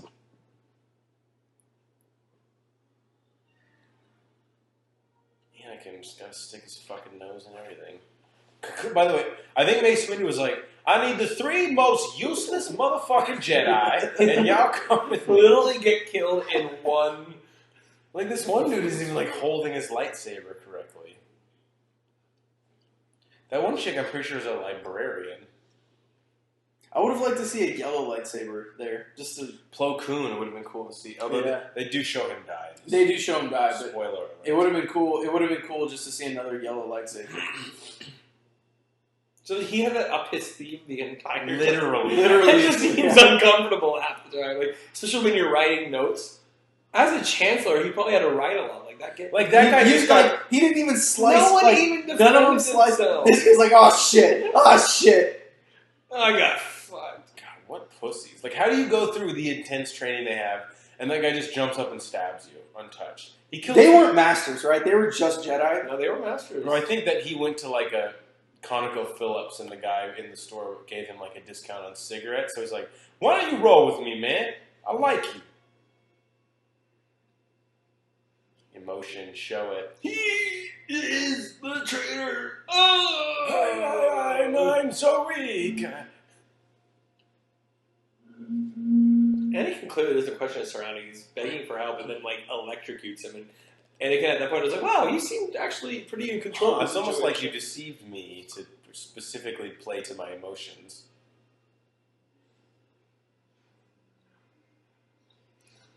I can't believe Did he do his own stunts? Yeah, Ian McDiarmid did those flips. Class looks so real. Like, you know how expensive that is? Taxes are going to go And up. I'm surprised they didn't have tempered glass. Again, it's all green walls, and then some dude is sitting there with a fan on him. Some dude that's making probably like $8 an hour. That face he gives right there. Yeah, it's bad. It's bad. Oh, yeah. Sith didn't. Why doesn't he just kill him? Like, you know he's a bad dude. Just fucking kill him. Especially if he's already planning on killing him. Like, just do it before Anakin gets there. Be like, oh, he slipped and fell, and his own lightsaber cut his head off. That's really nice of him to call him my lord. The respect. He's still, Wow. He earned that title. Yeah. You still would call Phil Jackson the Zen Master if he was in this position. No, you will die. So a lightsaber can block the lightning stuff. If you're good enough, yeah.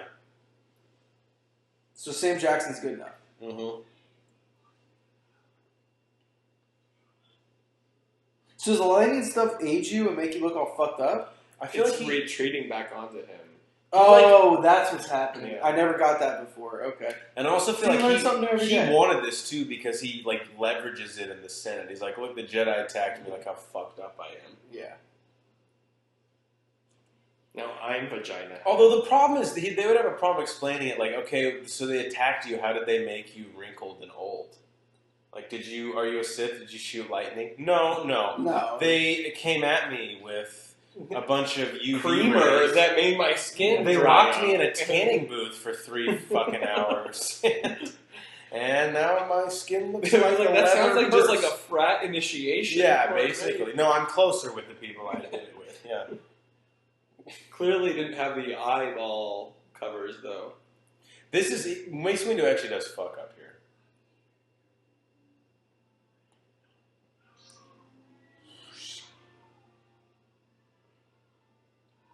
So is he dead? Yes, absolutely. The only reason I love how he yells power. Yeah.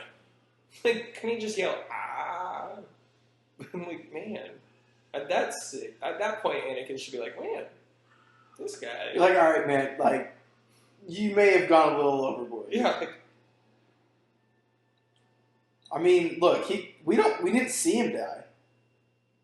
I think Palpatine has like at least I saw 2 cavities right there. Well, You you think he can't has lay off time to the go to the sweets. dentist? He is busy on both sides. I am the dentist. That doesn't make sense. Even if you were a dentist, you couldn't inspect your own teeth. With the Force, he's gonna learn that sort of together we can use the Force. We can use that mirror, that stick with the mirror on the end, investigate our own teeth. That's a whole nother movie I would watch. Palpatine as a dentist. It appears your C4 has a cavity. This is some bad acting by. This is the worst. This is the worst. So this is the moment in the entire prequel trilogy we wanted to see. When does Anakin become Vader? And with literally the snap of a finger, it fucking happens. My He's big- a zombie now. My big problem is he goes from questioning everything to just no longer questioning it. At this point, we never see he wasn't him. even questioning. He wasn't questioning either side. Now, like- I hate to play devil's advocate because You love to do that. That's Brian's thing. It's my favorite game. But I fucking hate this scene. But cyclically, I want to pose this to you, and then we'll go to Banner. Do you think he just so blindly accepts it because he realized, like, wow, I fucked up so bad. I just basically killed Mace Windu. I can't come back. I can't be a Jedi anymore. Obi-Wan hates me. Like, I might as well just be literally a zombie and do whatever you say. Or do you just think that George Lucas had no idea how to write a transformation? I think it's a combination of both. Because I think the prequels had the best potential, and I think that's why we look down on them. This is the thing we all wanted to see so Right. bad. And the thing is, we just never... How much did we actually see Palpatine and Anakin's friendship progress throughout the prequels? That's a whole nother anthology. We never saw them actually become close, and all of a sudden Anakin's just loyal to him and all of this stuff. But at the end of the day, we're supposed to just take him as a Sith full-on now. Yeah. And I don't think that's... I think that George Lucas didn't have a better way to do it. I think, going along, I'm going to pretend that George Lucas knew what he was doing, and this is his thought process. He just saw the senator shoot fucking lightning bolts out of his fingers. He's never seen that before. And he goes, okay, first this guy says he can save Padme.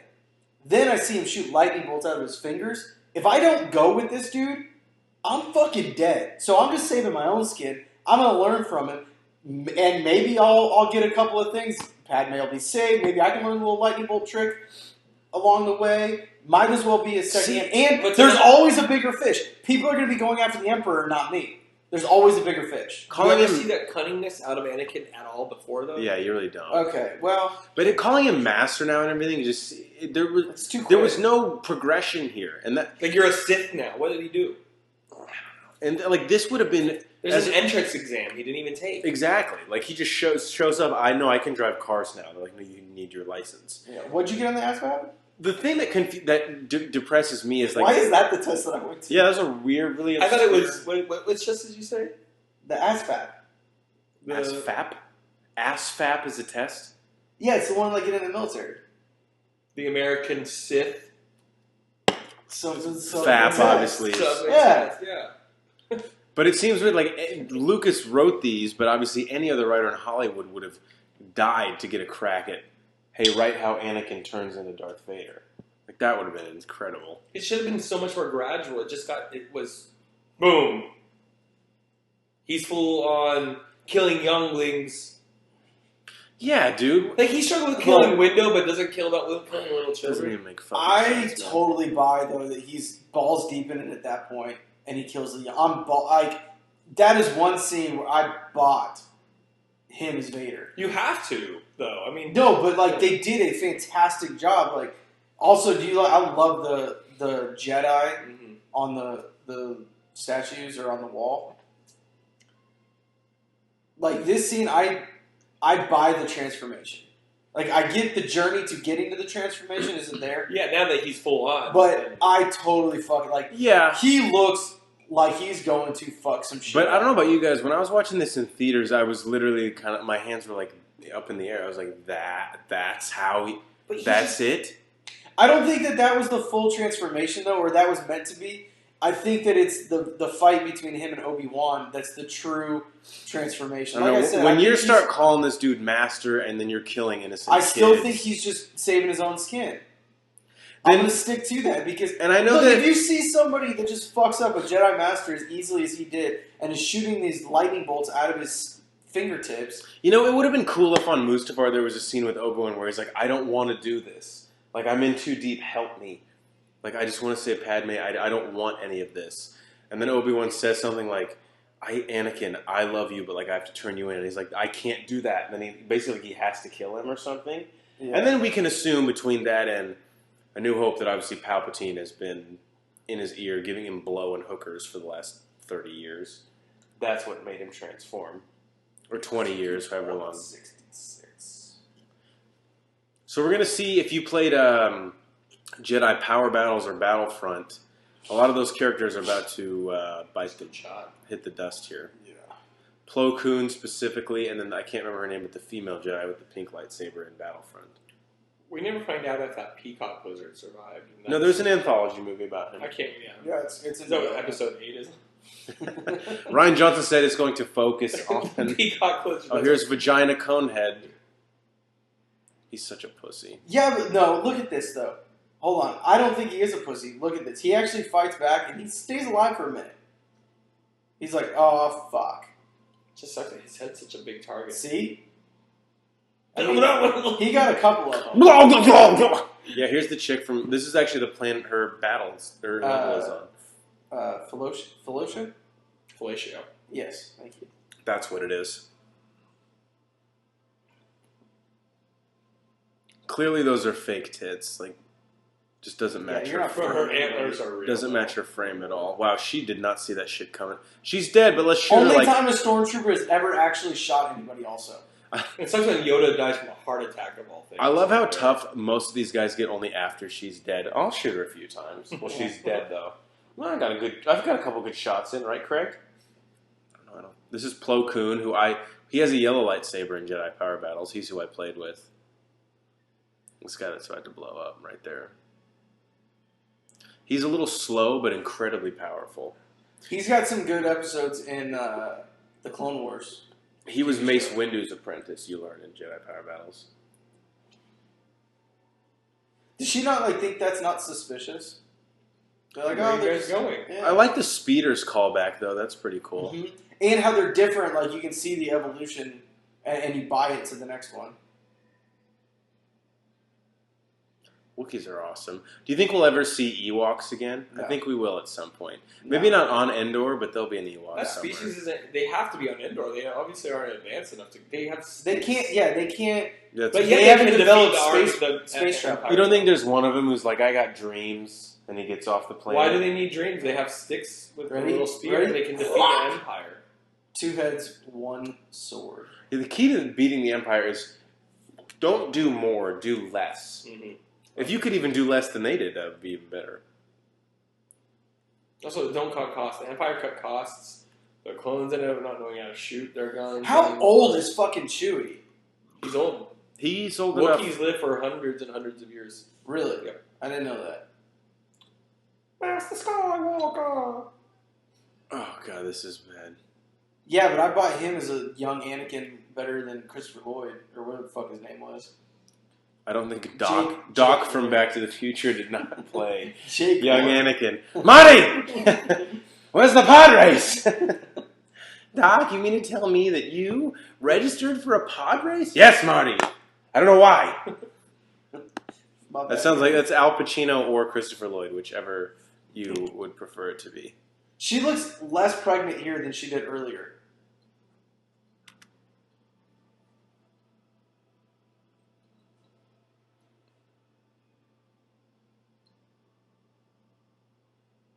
I just gotta check because. Alright, wow. Wait, how much time?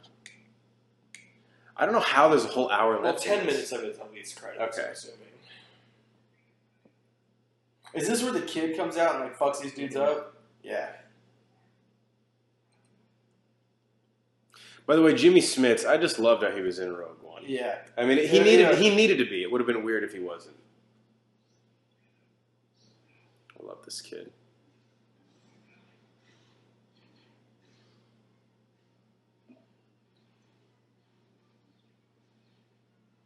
Just using the shit out of the Force. I love how he says no, like he had some connection to that fucking kid. How do you? That's who he was there to see. He actually had a relationship. Yeah, he was going there to save that kid. He's actually like really pro. Obi-Wan's so resourceful. He always have the breathing thing in his pocket. We never know when you need to go see the Gungans. He also has a lightsaber up his sleeve. And as any smart Jedi, another one up his butt. It's a good place to hide it. Yeah. Don't let that go off, though. Woo! Get rid of your head. Or do. Yeah. Always make sure that the saber's pointing down.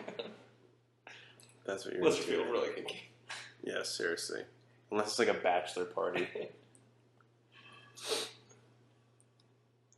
Again, the precursor to I get the AT-ATs and what's the big one? What's like the two-legged ones? The AT-ATs. There one's like an AT, what, MT? What's the second one? If you're listening it's like at home, an please. AT-88 maybe. Yeah, you're I made that up. But the AT-AT, is that the four-legged ones that they need Yeah. the tow cables? Yeah. Okay. The chicken walkers, I guess. That's what I always used to call them. The ones that are mainly on Endor. That's what. Yeah, we don't have a computer and 3 smartphones in front of us. We're not going to look that up. No, we're very old school. Or we don't have a computer and 3 smart people here, so that's also a little difficult for us. I want to know how Chewbacca ended up running game with Han. One of the trivia facts that I had earlier, originally in this movie, I don't know if they shot the scene and it got edited or if it just got cut in the script, but there was a 10-year-old orphaned Han Solo in the Battle of Kashyyyk. Really? With Chewie, yeah, who actually intercepted a message they were sending to Grievous. Interesting. And that's how Obi-Wan knew to go to where Utapau. Another crazy fact, cyclically, that we had talked about this in episode 2, Attack of the Clones, and it holds true for this. Every single clone trooper in this movie is digitally rendered. There was not a single person on set in clone trooper costume. Seriously? Yeah. I had no idea. Which I think that's disgusting. I've watched this movie 1,000 times. Really? I kind of believed it in Attack of the Clones. This one I have trouble doing it in. Because there's some scenes where there's just one of them. Like, you can't have a fucking guy show up and give him the suit. Wow. I had no idea. It just shows you how obsessed with this technology George Lucas got. I bet these movies, especially this one, it's like principal photography is probably like 3 months. Post-production, 11 months. Oh yeah, I mean, Like you how think long? you think it's that short? I bet it I bet is. it's closer to like. I bet it's closer to Well, like. well, we're moving 15. to 3 years. Oh, I mean, for it took- post-production? Yeah, there's no location scouting for this. Everything could be done at Pinewood in London. They just need you to show up in the green screen. They need none of them together, really. Except for the fight scene. You got to schedule this scene. You can do this in a couple days. It's tough to get R2-D2 booked, though. I mean, he's busy. Yeah, Look, he's got shit going on. C3PO, you can call him right now. Look me up. Thanks, buddy. Got any scotch? Actually, yeah, I'm gonna do some scotch. Cycly, talk to the computer. Talk to the people. Hello, and welcome to the Ronnie Cycli Emotional Hour, where we get to talk about Whole feelings. hour? Well, it's just what the people want, you know? I've been reading what they've been desiring, you know? So I hope everyone out there had a good Christmas. We did actually get a nice email about enjoying the pod you were on Oh, who's that? from someone. I Oh, can't remember the name of the person who sent we it. should give him a shout But thank you for the email, by the way. You can email us at broforcesquad@gmail.com if you like or dislike Cycli's Emotional Hour. It does seem like a long time to devote to emotions, but if There's a lot of emotions, man. way more than Anakin has There's a in lot of any scale. of these 2 or 3 movies. I know maybe not for If it was Anakin hosting, we're going to be Anakin emotional. 10 seconds, and that's my whole arc. No, the email was someone enjoyed our D2. Okay, I know Turn both of this you guys have used my restroom. Why did you not tell me that I was still soaking my new Captain America washcloth in this? I didn't know what that was. I didn't question your. I don't come over here to tell you how to live your life. By the way, what we just saw on the screen, guys, that was emotion and love. Like, do you get it? Or does... You know what? George Lucas should probably just explicitly Truly. say it. Madly, Deeply love you. you. You know what I don't like, cycling? Sand. It's coarse. Coarse. It's rough. It gets everywhere. It's everywhere. I was in Costa Rica a few weeks ago. Man, sand everywhere. It was Were you like, I know what Anakin feels God, like? now I know. Being on tattoo. But it's a great place for a Whole honeymoon. time laying on the beach. Great place for a honeymoon because they fell in love there, and that's the first thing you think of. Unless you're on the beach. By the way, I love how they got the I can't remember the exact name of the Corvette that's something Corvette that Leia's ship is, but I love the callbacks here. Yeah. Right, yeah. Mhm. I wonder if Gareth Edwards used this set for his epic scene in Rogue One. Oh no, they totally blew this shit up.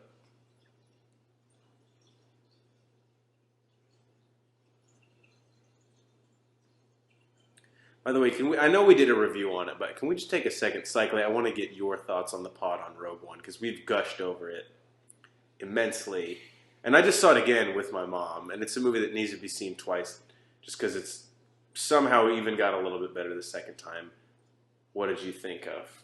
I'm so ready to see it a second time because I know I'm going to love it a second time. So great. I thought it was incredible. So I have a controversial opinion. I wasn't the biggest fan of A Force Awakens. I did love A Force Awakens. I think I like it less after seeing Rogue One. Here, I actually thought about this the other day. The thing with Force Awakens was we were ready for a good Star Wars movie. Mm-hmm. We got a good Star Wars movie. We got a good one, but Star Wars. okay, you have the original 3. Our generation grew up watching those on VHS. Then we get these prequels, and we're like, this isn't that good. So we were ready for a good one. Force Awakens is a solid writing, great. Solid middle of the pack. It lacked Star Wars imagination, movie. and that was the problem for me. Now, By the way, real quick, working on Mustafar, that's shitty.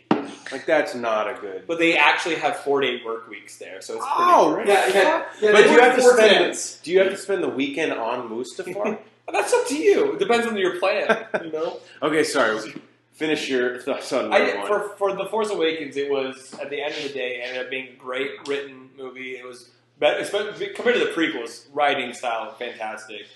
Acting, fantastic. Direction, fantastic. It lacked imagination. It was A New Hope upgraded. It's a similar plot. I know people can debate this at the end of the day, but it did follow that structure to a point. It was reintroducing the series. Thank you very much. And that was great. And there's nothing wrong with that. But what was great about Rogue One was that, we know some of the story. But just because we knew the story didn't mean they couldn't create this imaginative world. And it was fantastic. It was original. It was what I wanted to see. A story. You felt for every character in it. And it didn't. It didn't fall into the typical I don't know how many times we said spoilers, but it doesn't just everything's happy in the end. And it got to where we knew it was going to go, but that ride was incredible. I agree. Well, and it was what... Which I think, sorry, real quick, is harder to do in a movie when people know where it ends. Exactly. And you still make them care. Case in point right here. Yes. We knew where this ended. We knew exactly where this prequel ended. They had 3 movies to give us one storyline that we wanted, and they couldn't do that. Rogue One literally filled in every plot hole that the original trilogy had in 2 hours, and did it seamlessly. And then I went home and I watched A New Hope immediately as soon as I got home because they did such a good job with it. You and me, I think a lot of people did. Again, right here, I totally buy Anakin as Lord Vader. Like, I feel like all of a sudden his powers got stronger because he embraced what he wanted. Yeah, I almost feel like there was this part of him that he knew if he let go, he was like, no, I'll just be out of here. I know that we've shit on Yoda and his CGI, but when he throws that lightsaber, that was cool. So reluctant. Well, we got a full house Senate session here. Does Jar Jar? I don't think he has a line in this movie. No, I don't think he does, but he's right there.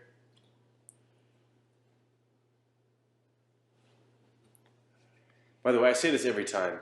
Jimmy Smits, very, very underrated actor. If you have not seen his season of Dexter, you have to see it. It's the second best season of Dexter out there. Ooh, I disagree, but that's a different conversation. You like it better than Trinity? You like it better than Trinity? No, it's my 3rd favorite season. Oh, I think I think it's not the second. Okay. Well, that's fine. That's we can go. No, backwards. No, that's okay. Trinity. Jesus. That is I interpreted that the wrong way. Actually, let me rephrase my statement. He is the second best villain in Dexter. It is the 3rd best season. Bay Harbor Butcher. That season where they're chasing him. But he is the best. Yeah, that is very good. But we're talking about Star Wars. The Force is with us tonight. That's so cute, though, that the droid's like, you know what? I got this. Guys, everyone fucking relax. Here you go. It's talking about looks. Has left me scarred. Girls won't date me. I'm getting tonight on Tinder now. Thanks to the I have Jedi. gotten less swipes on Tinder. Unless someone's like, just put up old photos of yourself. Well, what happens when I have to meet up? Who said that? That's disingenuine. Stop, no. He just killed the real rebels here. That droid was like, yo, I got him. His back is turned. Like, hide! Drop down. There was a dude awkwardly at the end of the table who like stood up, that's what I'm saying. like he needed to address him, and I was like, "Oh, you have to turn to the camera." Okay, no, I understand. Don't the shouldn't this go like? I mean, everyone just Yeah, don't they have to like agree to this? vote? This is He a does great. have emergency power. This is a great line though from Padme.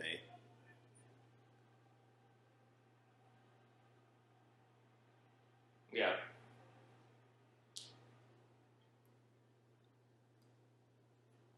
And she actually tried here. I hope when Lucas wrote that he was like, "Fuck yeah, He probably thought it was the worst line. Yeah, he probably. let's cut this." Like George, that's the only one in Yeah. here that is not dog shit. Don't insult me by asking if I had scotch. Of course I have some scotch. I knew you had scotch. I bought you scotch. Well, You know what reminds me of this? You remember in the second one when he's looking for Camino and that stuck-up library? Oh, man, you library did. bitch. Yes, If it does not at all bad. Bertha. I wish they would just shown her corpse somewhere on the ground. That's cool. Oh yeah. What if she's allowed because no one went into the library? Like, nah, she's there for. Or Anakin's like, if I really want to torture the Jedi, I'll keep you alive. Killing you would only answer their prayers. It'd be really funny. He's like, we should go check in the library. Obi's like, we have a library? Yeah. That was me in law school. I was gonna say that Wait, was me what? in college. No, like I did the work. Let's I see the library. I don't do it. We're like, oh, there's a library here. Fuck, I didn't realize.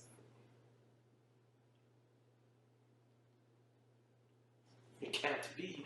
No, it be, Oh, bro. it is. It be, bro. That shit's This happening. CCTV here is very specific. Like, they're not like, it's not recording a street. Yeah, it corner goes and they're exactly getting up to it, what like, he needs it's to see. straight up on. They're like, all right, switch to camera 3. Can you just pan show, out? Can you show me when he killed the younglings? Yeah, here it is.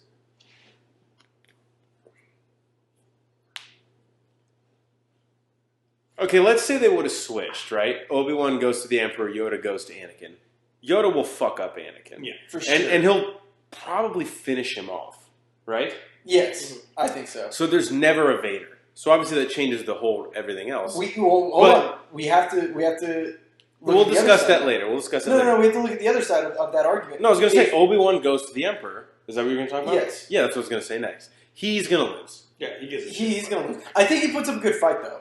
Yeah, I agree. But he's gonna lose. But he'll lose. He's dead. So let's think about what happens then. So basically it's Emperor left. I think the Emperor would actually be pissed at that. Because like his long game is... It's like a Final Four. That's what I see it as. You have Emperor's one. Yeah, like we have Yoda's the two the best two teams seeds. are on one side, unfortunately. That's a good point. Yeah. But so then what happens? Like, Anakin's dead. The Emperor's probably more pissed because that was like his long game. It was his But the thing is, if you read about Sith, they don't care as much about their apprentices because the apprentice is the one who ends up killing the master. If he never has a good enough apprentice, then he continues to survive. Yeah, I don't. Is it the end of the world for him? Well, if Anakin does I don't that? think he would have cared at all in like an attachment kind of way. It's been like, damn it! Like I was hoping this guy would like take. Yeah, but he didn't. I feel like kill you Darth- hired. Darth Maul died or Dooku, I guess. I Yeah. don't know. He basically killed Dooku though. Let's be honest. Well, Darth Maul's a better example. 'cause Darth Maul is a better. Dooku example. was like a veteran at like the end of his career. It's kind of even weird that he had Dooku working for him. Really. He was a necessary casualty. What is she wearing here? Is this like a Mohican bead? She probably bought that at a flea market in Coruscant. Look, I'm just saying, for a pregnant chick, she focuses way too much on her hair. No pregnant chick is gonna do her hair that nice with that many accessories every She probably fucking has day. droids to do it. Maybe. That's weird, but yeah, she definitely does. Now, according to Anakin, this is them having an affair. I mean, this could have happened off screen. That's true. This Ears are the greatest aphrodisiac, man. It's like, you know, I've always wanted to go down on a pregnant woman. What? I said, do you know where Anakin is? It's not what you said. You said something, you did not say that. No, that's what I said. No, I said that. You're disgusting.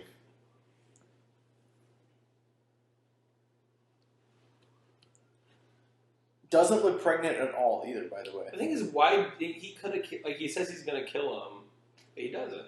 The more that this movie goes on, the more of a penthouse that is. Yeah, that place is that thing is at least 20,000 credits a month. a month at least. Oh, now that dude's dead. No one removed his body, but okay, there's. I wish they were like eating lunch. People's plates were still on the table. And you just see It's like half a Anakin's Chipotle. like, yeah, you see Anakin eating an egg salad sandwich right here. Does he need to be this pissed off right now? He has like a Slurpee. I believe, and maybe you guys had read something different, but Vader's fortress in Rogue One was on Mustafar, I think, but like the other side of the planet. It totally makes sense that it is.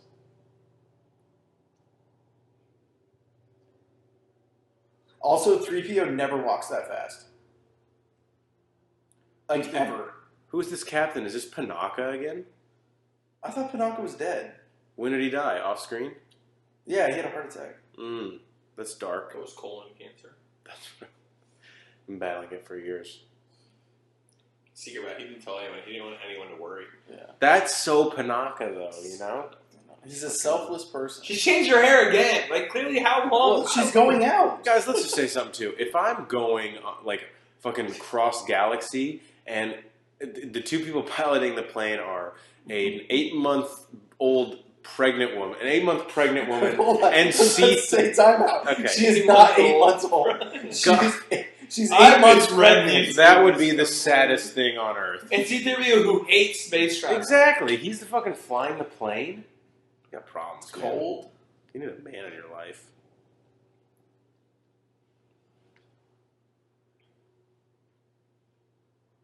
See, look. Is the Empire that bad? There's peace and justice in the galaxy. I think that's great.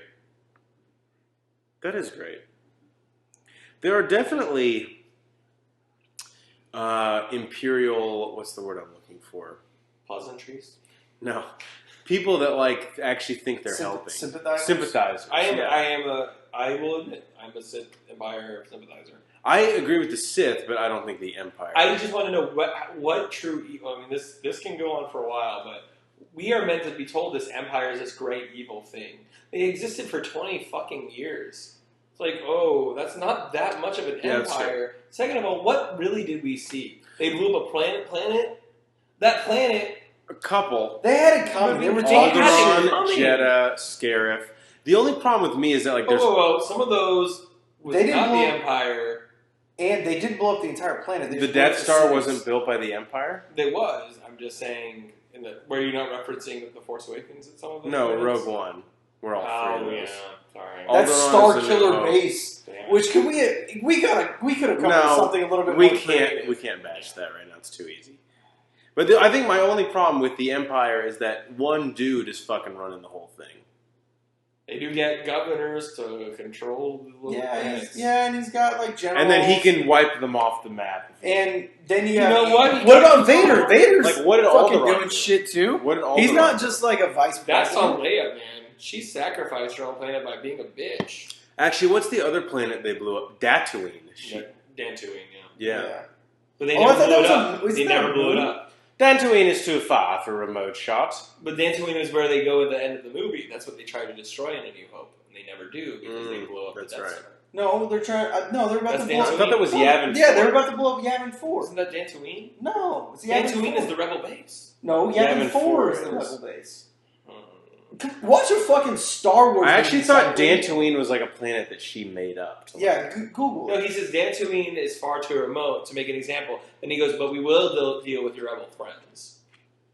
Yeah, but no, you're right. There's a line in the movie where they say they go to Dantooine and it's like a deserted base. Like it used to be the rebel base. So it is. The rebel base is on Yavin 4. Like that's a fact.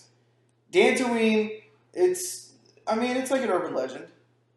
No, it's a place. It's like it's not fake at all. Yeah, that's correct, Jeff. It says, It said abandoned rebel base. Ronnie, your favorite line is coming up. Look how happy he is for half a second. It's kind of creepy. Here's Cycly's favorite line.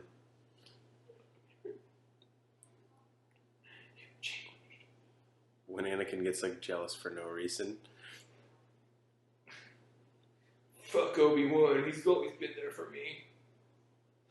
How How did the Jedi turn against you? You killed all them. Yeah. I don't even know you anymore. Anakin. This is like a high school breakup. Oh my god. This is my heart. You're going down to Nailed it. I wrote the emotion literally on the page. Because of Obi-Wan. She's like, what? The way he says it, it's not even in his character voice. Because of Obi-Wan. This is like worse than a high school break. This is like a sophomore breaking up with a freshman in high school. That's serious, So bro. specific there. Not a junior breaking up with a sophomore. No. They're way more mature than this. Like, how fucked up was that, dude? You're force choking the mother of your child. he also And has she's never done 8 that months before. pregnant. Yeah. Yeah. And Obi-Wan, how do you not stop that, like, immediately? What can he do? He can intercept it with the Force? Just force choke Anakin. But I don't think he knows. He's No, like, just choke that motherfucker. he's kind of like, what is that? It looks kind of cool. Uh-oh, robe's coming off. Shit is getting real.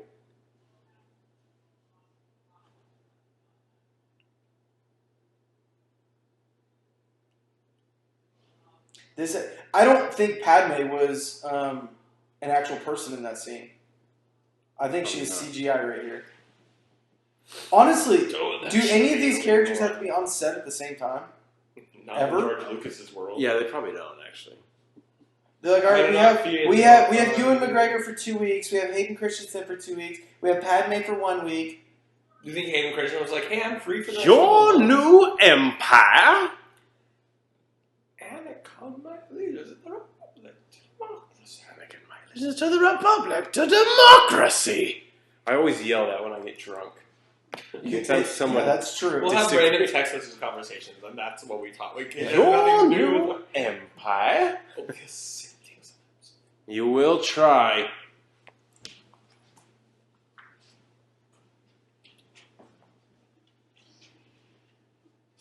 I wish he already had a red lightsaber right here. For some reason. Here's your Christmas gift. Yeah. Like, Welcome to the Sith. Here's your signing bonus.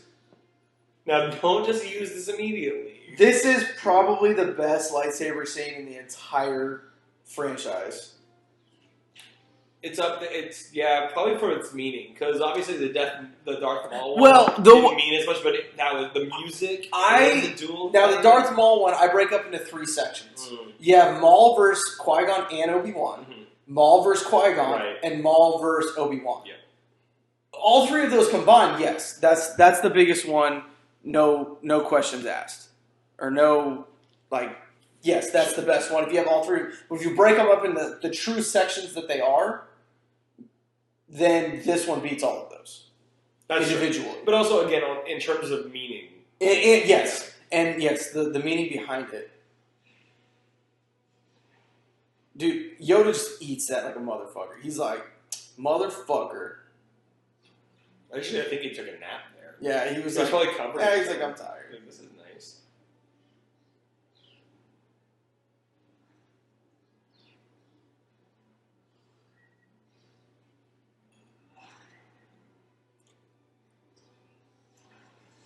Do you think they've trained against each other so much? It's like they know. This is like when an offensive and defensive coordinator end up going against each other, but they were on this. They both coached for the I same love this team. guard just leaving the room awkwardly. Yeah, Like, he's oh, that's cool. I've got a dental appointment. I gotta go. Like, isn't he like, bro, just hang out? Like, My little green friend. that's nice that he considers him a friend. Though. Yeah.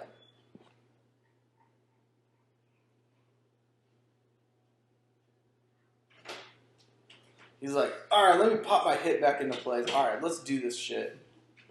I'm not a big fan of this lightsaber scene. No, this could have been better. It's tough. You have like a Now the force battle here between You look good at and bad, like that's okay. I like when he's like throwing all the Senate seats at him. That part was kind of fucking cool.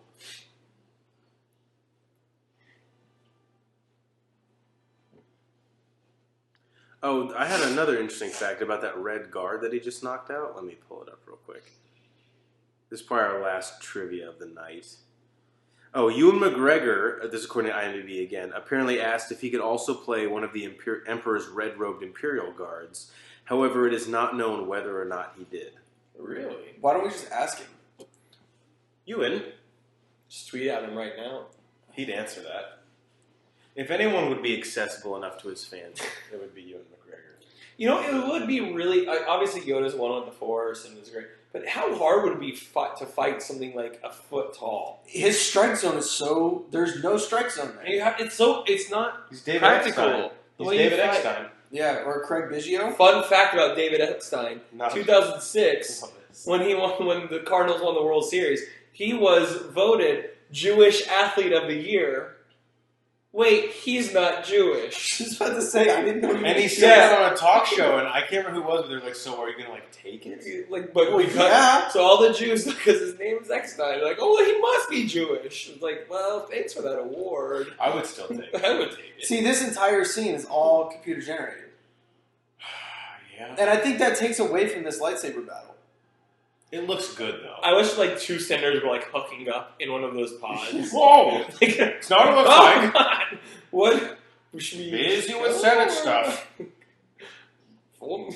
Reading these papers. It's like in The Dark Knight or in Die Hard where they walk into the random room and there's the old guy and the young secretary chick making out. That's unnecessary. I fucking love it though. Yeah, but Jesus, at I any love point you could have just put that towards the body and you would have won. Correct me if I'm wrong, but this is the first and only ever battle where the two people fighting have the same color lightsaber. Yes. We actually I just said that I wish it hard to see. I wish that Anakin had a red lightsaber at this point. Really confirming his transformation over. Yeah, we were joking that was a present from Palpatine. Yeah, that was his signing bonus. You're welcome. I hope you like it. Thanks. I already have one, but cool. You can start your collection. I don't know, man. How hot would it be? It is cool, though, because this is the lightsaber that Luke gets, That lightsaber battle, though, might be the fucking best out of all of them, even including Phantom Menace. I know that's a classic, but God, that's the choreography on this that one scene. could have been the best because of what it meant, but my favorite one because of Duel of the Fates and the double lightsaber is still the music.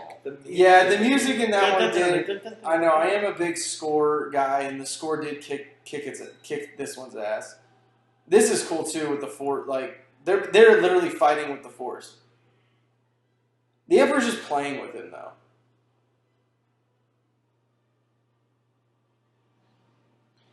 When Yoda leaves, and maybe it'll refresh my memory when I see it, but I was a little confused. I didn't feel like he was so outmatched. He wasn't. No. That he just had to walk away. Maybe he just thought, hey, I'm not going to win, but neither will he, but this is... I love this. He fucking catches it. Yeah, you think you can just, No, Dooku! No, sorry. Dooku did the lightning He in did attack. do that. And so, Anakin had seen it before. That's right. Alright. That's right. Alright. That just because I remember because Yoda caught it in Yeah. attack. I stand I corrected. did forget that. Forgot about it. Yeah, because Christopher Lee, his hand looked really weird when he did it. Maybe he broke one of his fingers at one point in his life, but he was He looked like Scarlet Yeah, Witch. he just kind of gives up here. He does. It's a little weird. Maybe he bet against himself. He may have taken the under. I was going to take the over in that fight. I totally would have taken the over in that fight. This is another example of okay, we're fighting, and every movie does this, so this is not a George Lucas indictment, but let's now battle on the most obscure and limiting possible part of the terrain. I like They're this just robot's testing trying to themselves. do work. Guys really shouldn't be If up this there. was me and you fighting, I'd be like, hey, time out, bro. You want to move? This isn't safe for anyone. Let's just go. I totally agree. I was hoping you... Yeah. I don't want to say anything. I'm glad you said something. I felt stupid by not saying something. Oh my god, I've been thinking about it the whole time. And this is one of the best lightsaber fights too, because Ewan McGregor, he was probably even in way better shape than we give him credit for. But every time, he's done some really athletic stuff in the last two movies. You know, Jeff, this is really bothering me. Now that I think about it, I think Lucas should have made Yoda lose more.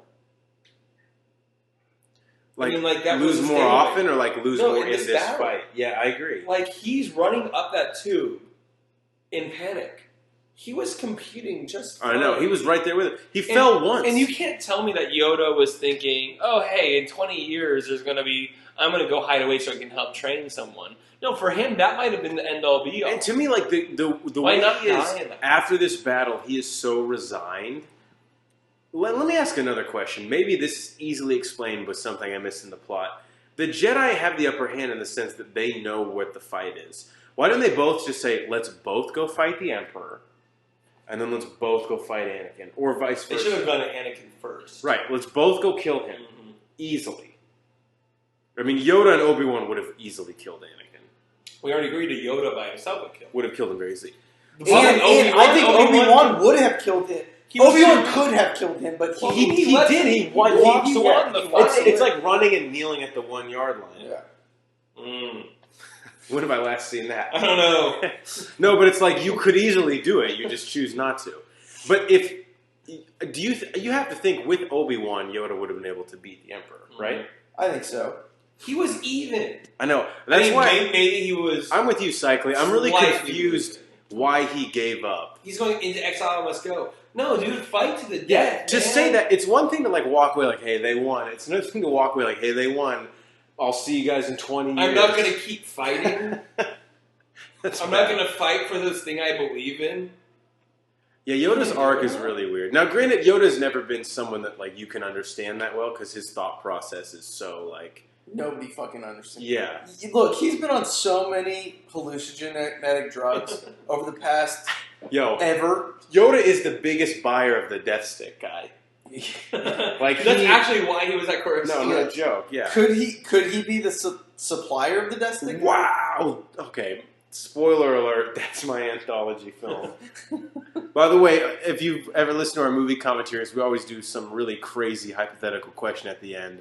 We're going to talk about our picks for anthology movies going forward at the end of Revenge of the Sith. But that would be a cool one.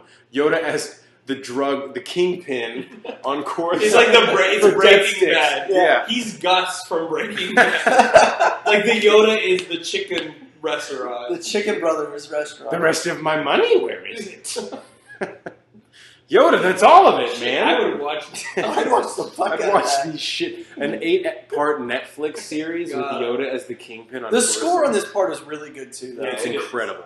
But this is where the CGI is really brought to light. Like, this just does not... I can't... Again, I go back to this robot that Anakin's standing on is trying to do his fucking job. He dies. And I he's think standing the robot on is his getting, head. like, fried in this He's lava. like, can I please continue to pick up molten lava? See, this dialogue is... It's not that bad right here. But it could have been... I better. should have known the Jedi were taking over. What would have been better if Obi-Wan had been like, no, we're not, though. What? But He'd be like, wait. Is that what we're fighting about? What? Because Look that's at this stupid. robot on the left. Like, poor guy. No, his life is fucked. Anakin should have said something like, "Why did you make me leave my mom? Like, why did you let her die?" Or why did you not tell me that I could save Padme? Or something like that. That's good. If he was like, "Why'd you make me let my mom die?" It's like, Anakin, we never wanted that. We wanted to protect you from getting hurt. It's like, well, now I'm hurt. Why did you touch me there? Yeah. It's like, oh. It was one This time. makes a lot more sense. I had 6 limeritas at that tailgate. I hadn't eaten anything all day. I got there after the wings were gone. You know that. I was dressed inappropriate. To democracy. Wait, what? Now you're just throwing back in. Tying it all together. The high ground thing, I really thought he overestimated that, but then I guess you see, like, he knows what he's going to try and do. I just cut your legs Yeah, off, he just bro. fucking chopped his legs off. Now he's like a little thumb from Spy Kids. Everybody knows what I'm talking about. I will say Let's this. not pretend we don't. I got to say something real quick. We bash his performance, but when he yells, "I hate you" right here, I buy it. feel it. Fun fact, he actually did hate Ewan McGregor. I think he was yelling. If I'm Anakin, or Hayden Christensen, I'm yelling that at George Lucas. Jake Lee is like, preach. Preach. I hate you too. He's the worst. So you see him pick up the lightsaber to give to Luke. But he doesn't know why he's taking it at that point. See, I actually feel that. Like that. Yeah, he does. It was a little bit of spit that came out. Like, it was... Yes. Like, Anakin, just kill him. I mean, not Anakin, sorry. Obi-Wan, just kill him. You know what? What the other problem is? Cyclically, this is to your point. So we're supposed to buy, because in episode 1, there's literally nothing with Obi-Wan and Anakin. They shake hands once. Yeah. That's it. So we need to buy in these 2 movies that they're brothers. He's kind of like a father figure. They have this great relationship. But by design and the plot, they spend the vast majority of both movies apart. They're never together. Probably the very beginning of Attack of the Clones, very end of Attack of the Clones. And very beginning and very end of this. And then they're apart the entire time. That will play in my anthology. Or anthology that I want. And you see it a little bit more if you have watched the Clone Wars show. They are together a lot, and they play off each other quite a bit in those. And like the whole joke where he goes, "I've saved you 10 times. It's only been 9." You see that in the show. I've heard that. Yeah. The problem with this is, those obviously are made after. That's what, and that's not what they're selling. They're and selling that's not what these they're prequels. selling. Correct. But I feel like the only way Lucas knew how to write his transformation was like, well, the only way, like if Obi-Wan was with him, he wouldn't go evil, so they have to be separate from each other. And like, and again, the compelling stuff would have been like they're together and he's still fighting. If they were that close, the scene when Vader kills Obi-Wan would have been that much more emotional in A New Hope. And also, wasn't. When they are separate, what's Anakin doing the entire time in Attack of the Clones? Complaining about fucking Padme. Obi-Wan. Well, complaining about Obi-Wan to Padme. He's not like not brothers. No, he's not like bitching about him the whole time. Like, oh, he sucks. He's holding me back. It's never like, hey, I love him. Yeah, I suck as a student sometimes. We don't agree, but man, he's really great. Exactly. I'm like, that doesn't sound like someone you love. And then in this one, looks like Terminator. Right there. The entire time they're apart, he's just being manipulated.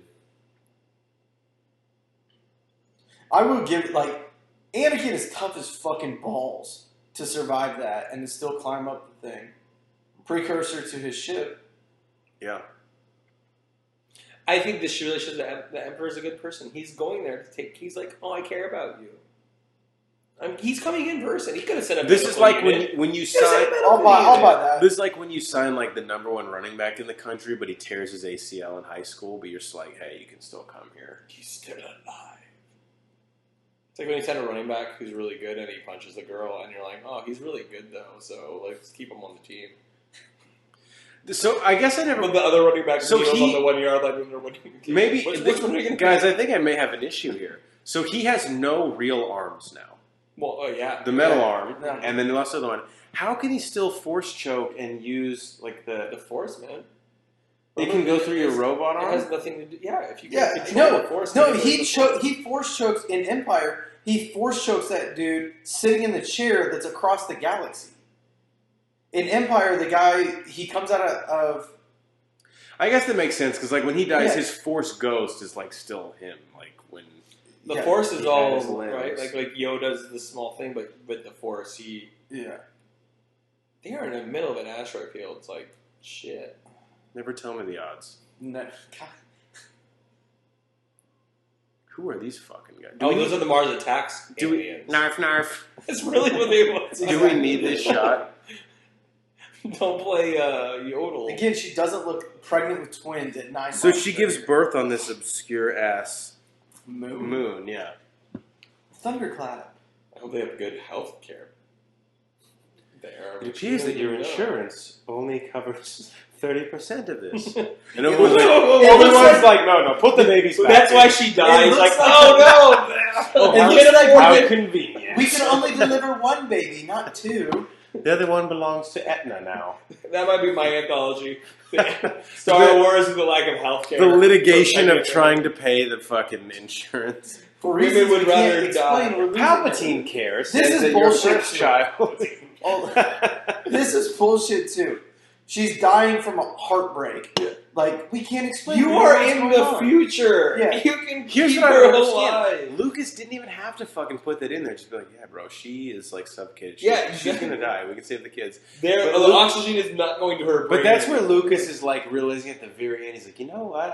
They don't feel this at all. Yeah. Like, no, they don't. She's so heartbroken. Again, she doesn't because she's unconscious. She's unconscious, and yet she's heartbroken.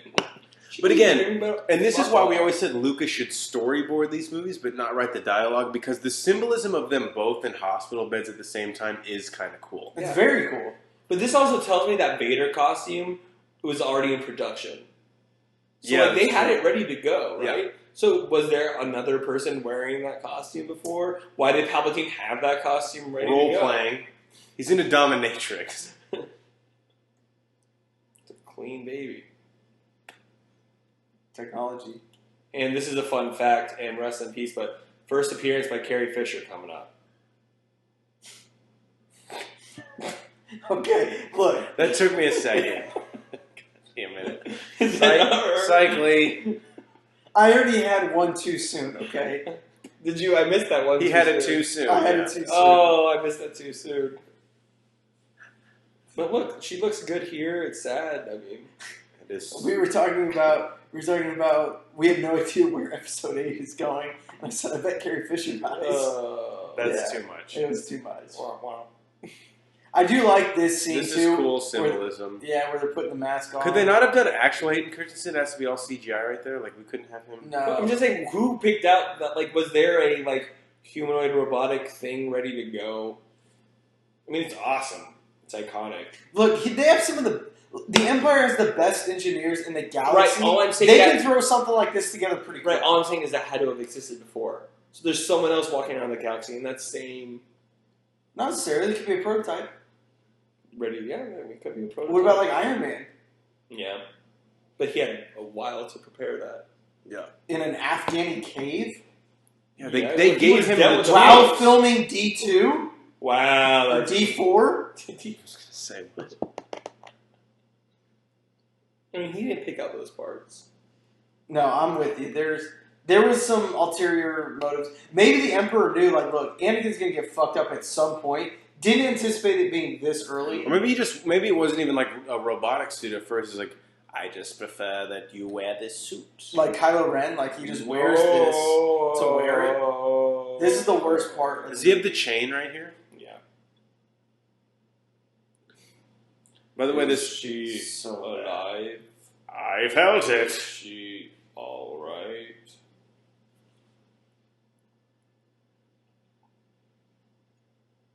It'd be awesome if Anakin was just playing a joke like, What? What? Are you saying something? I can't hear you. It's like in the Family Guy Star Wars when he's like, hello? Hello? I'm just kidding, I got you. Leave a message.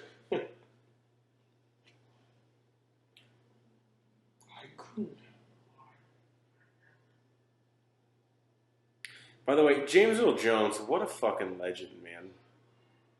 I'm worried that we might lose him next year. Or 2016. Did you guys see... This year still has... I was going to say, did you guys see that somebody did a GoFundMe account to protect Betty White? And they said, I'm looking for $2,000 to fly to wherever Betty White is to protect her for the next 7 days. That's fucking weird. She does not want you there, bro. Yeah. He said, by the way, real quick, this is Alderaan. Get a good look at it because it's not going to be around much longer. This shit, man.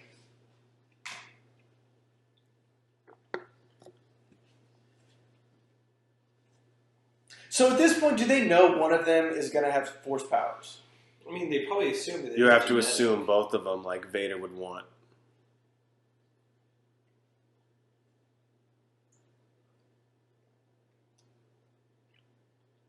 It'd be funny if he asked it for financial records there. Well, can we see your tax records? You're not just. We don't just fucking hand kids out, bro. Let me see your situation. These aren't like slices of pizza. How much you spend? What's your monthly budget? What's your income to debt ratio? I did really like the part in Rogue One where they alluded to Bail Organa contacting Obi-Wan. Hey, Leia's going to try and bring you the plans. I want to see the movie again, obviously, but I want to rewatch the last 30 minutes again 20 times. I know. Yeah. When I saw it again in theaters, I was like, can we just rewind? The second time I saw it, it was even better somehow. Somehow it upped the ante. Your old master, Qui-Gon. It's another anthology idea. Oh, we'll get to that. Yeah, no. Honestly, the anthology ideas may go on longer than the movie. We can't do that. Hope to God not. Yeah, guys, I got See, that they did that same thing in fucking X-Men Origins with Wolverine, and I just think it's such a plot contrivance and such a slap in the face. Oh, we didn't connect this well? I have this character's mind wiped. Jar Jar, of course, you have to bookend, the prequel trilogies with him. Are those her parents? Sister? Misa sad. I really like Naboo. I wish we would have got more of it in these other movies. I thought am I crazy? They should have made Naboo Alderaan. That would have been fun. Yeah, that would have been cool. Why not? Connect that. Because I just think it was better to hide the kid. Yeah, that's you true. can't hide Leia without But that. by that me, same right? token, but you're right. Wait, No, I by that agree. same argument, Tatooine makes no sense. That's where Anakin grew Yeah, up. that is true too. Hiding in plain sight. Well, he's with With family. his fucking uncle. Like, Yeah. Where did they That'd order be like these the- uniforms? by the way, He had them ready to this- go. None of them look. They're not clones. These are actual people now. this CGI Tarkin not near as good as the one we got in. That's supposed to be Tarkin? That is Tarkin, yeah. First glimpse we get of him. No, it's not. I swear on everything. Well, that looks like a turd. Turdkin. This was 2000. Turd. Five, yeah. Same year, Same Fantastic Fantastic Four. Four. I'm so glad. Check out our movie commentary on Fantastic Four. If you hate your life. We should have made. We say that halfway through. We're like, why kill yourself? Yeah, If you're still listening. Alderaan looks awesome, though. it does look pretty cool. I hope they show someone with a gun because Leia tells Vader, Alderaan is peaceful. We have no weapons. Wait. But that- Again, my favorite part about Rogue One is the idea that Vader, as her father, is like, I just saw you you. literally saw your shit in the battle. Can we both? Just No, diplomatic mission, bro. Diplomatic mission. I killed 40 people that were passing through the doorways. The plans you You just waved at me from the window. Doesn't sound like us. Did anyone else see it? Yeah. Like, I was on break at that point. That was my lunch. When did that happen? Oh, that Yeah, was don't look for Luke where his, Anakin's aunt and uncle. He should have kept Luke. If he's going to go to Tatooine, he should should have keep kept him himself. Yeah, he should have raised Luke. Yeah. By the way, Joel Edgerton is going to appear as Uncle Owen. Joel Edgerton from Zero Dark 30 and Mark Gift. Hamill looks really good there, too. He looks great. Looks phenomenal. By the way, Aunt Beru, she was a smoke back in the day. She really She was. did not age well. 20 years later, that's how she looks Yeah, that's in New Hope? Come on. Man. You know what? Maybe Joel Edgerton That blue didn't come milk back. does not do. No, things what to is your in that? skin. Yeah, it can't be healthy. Not vitamin C, that's for sure. No, that is Joel Edgerton. He came back for this weird. He's CGI'd though. No, he's real. Are you sure? That is Joel Edgerton, yes. You cannot convince me that is 100% not CGI. Joel Edgerton or everything else in this movie? Yes. And of Written course, and directed and fucked up by. all right, before we go to the anthologies, I need an azulita. All right. I'll start us off. Tell them what we're doing first. So what we're going to do, guys, is we have... Yeah. Cancer right there. With the spout. cancer I've ever seen. And then with the sunken pirate ship, Yeah. just make sure you pull the little top up, too. Otherwise, it'll come out really slow. Oh, really? Yeah. It's like a bong. Yeah, kind of. So, guys, what we're going to do at home is we are going to tell you guys, with Rogue One coming out, obviously us finishing the prequel trilogy out, we want to know what is the anthology movie that we are looking most forward to, that we want to see, and the anthology movie that is just never going to happen, but we really, really, really, really, really, really wish does. Now, obviously, we have Rogue One as the first anthology movie, and Han Solo is coming out in the summer of 2018. Not super excited about it. I'm not either. So as far as an anthology movie that we want to see, let's go. What do you want to go? Don't think will happen, or that we want to see that we? I want to think see. I want to go. Don't think first. Do you want to go everybody that we don't think will happen? Don't think it'll happen. Okay, Banner, why don't you go first, and then I'll go, and then we'll finish with cycling with what we don't think will ever happen as an anthology movie, but one we really want to see. I kind of everybody's gonna call me crazy. I kind of want to see just a Jar Jar Binks solo movie. How did he get exiled from the Gungans? Or even slamming the boss's head, Gavin. Or even one after he becomes senator. Like we literally don't see him anymore when he becomes senator to the Republic for the Gungans. Mm-hmm. I want to see like what happens after that. How does he negotiate this transition from Palpatine to the Emperor to the Galactic Empire? How does he negotiate? Is what you meant to say. That's exactly what I meant to say. Mine is pretty. It's something people have been clamoring for years. So we all remember the underground sex trade scandal that Wayne Rooney got caught in a few years ago. And we all know that Sebulba had a very similar issue. I want to see the NC-17 Sebulba movie that focuses on, number one, his sex addiction and his death stick addiction, which led to him having to retire from pod racing and obviously being incarcerated and losing custody of both of his kids, which was bullshit, by the way. But also... He was a provider. He was a provider. He put food on the table. Do what you gotta do. But also, what got him into the sex trafficking ring on Tatooine? I know that the Hutts run the planet, and it's very easy to get sucked into that type of life. He wasn't, Brian, he wasn't a bad guy. He just hung out with the wrong crowd. You know? Yeah. We've heard that before. But what if we had an anthology movie where Jabba lost like 5,000 pounds? Like he did P90X for 30 days? After Leia chokes him, he wakes up. He's not dead. Yeah, he's not dead. He just went to sleep. And he's like, he forgot to tap. And he looks in the mirror and he goes, "My God, Jabba, what the fuck has become of you? Yeah. You're disgusting. You kidnap women. You have little rats that are your best friends. Like, what's happened in your life?" And yeah, he does P90X. He gets gastro bypass surgery. He goes on Atkins. And he comes back 2 years later and he weighs 220 pounds. That'd be a great movie. And it could all just be a montage, the whole thing. Cycly, do you have anything you want to see? Yeah, sure. Mine would be like a VH1 style for the Cantana Steen in wow. A New Hope. The band. I want to see that story. Where are they now? Where are they now? Did they break up? I mean, there was obviously some drug addictions going on. I mean, they played some of the greatest hits in A New Hope, and that's what I want to. I want to know that story. I want to know the basis story. I want to know about what happened when they wrote dan dan dan dan dan dan dan. What's the inspiration? I want to imagine that. Like, do you like then you'll love their new song?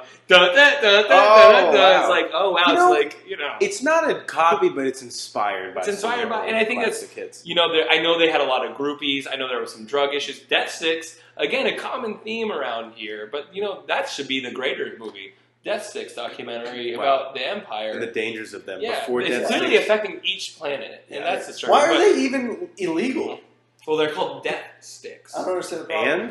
But again, I would like to know more about the Cantana Band and New Hope. No, that'd be and great. to really get to know that story. Behind the music, what turned it all downhill? No, it won't, because of not the world we live in. So I'll go first as far as an anthology film that will actually get made. And mine isn't actually a film, but there's been talk of this for a while.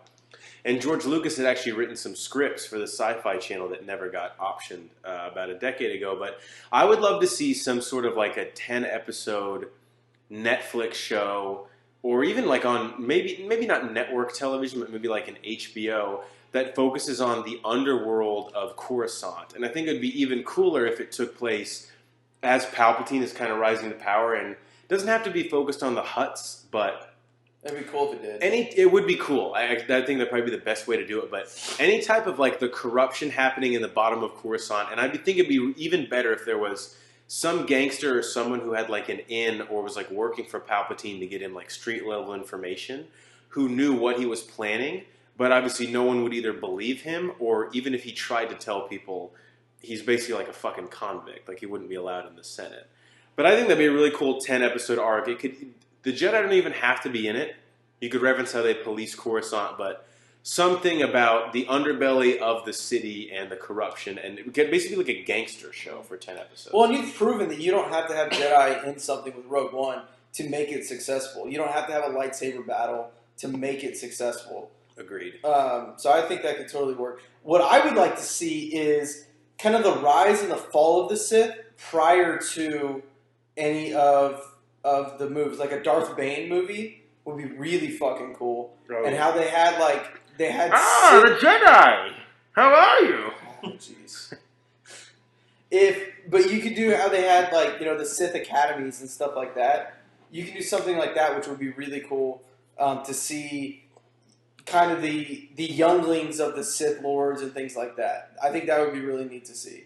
When Sith Academy varsity plays Jedi Academy varsity in football, that's always a huge. Yeah, it's a big rivalry. Not to be a nerd, but you will have those listeners who are nerds. But the problem with Sith, there's only 2 at one time. Yeah, that's. But if you've read the Darth Bane books, they have actual academies. How much in? Sorry, it's like 1,000 years. I was going to ask. Yeah, it's like 1,000 years prior. Old Republic. Yeah, it's Old Republic. It's like 1,000 years prior to Phantom Menace. And so mine is way the fuck back. And a very common theme with yours, and not to just kind of use yours, but no, please. Obviously, if people have been listening, we have some sort of fascination with the Sith, and I think a lot of the reason is we don't see the origins of the Sith. Yeah, so it's a mystery. We just hear about how bad they are. We never see it. So obviously, Palpatine shares a story with Anakin about Plagueis.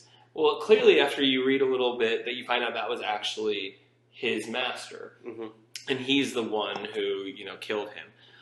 I would love to see a Sidious origin story because he's obviously like how old is he? He's obviously not that old because maybe younger than Anakin even. What I've read about that story is that wasn't that long ago. He lies to Anakin, but saying it was a myth. It was a thousands-year-old story. It actually was really recent. 10 years ago. It was 5 years ago. So I would love to see that. I would love to see Sith come into their own. Here's my dumb question: how long ago are we talking? In Phantom Menace, is Plagueis still around?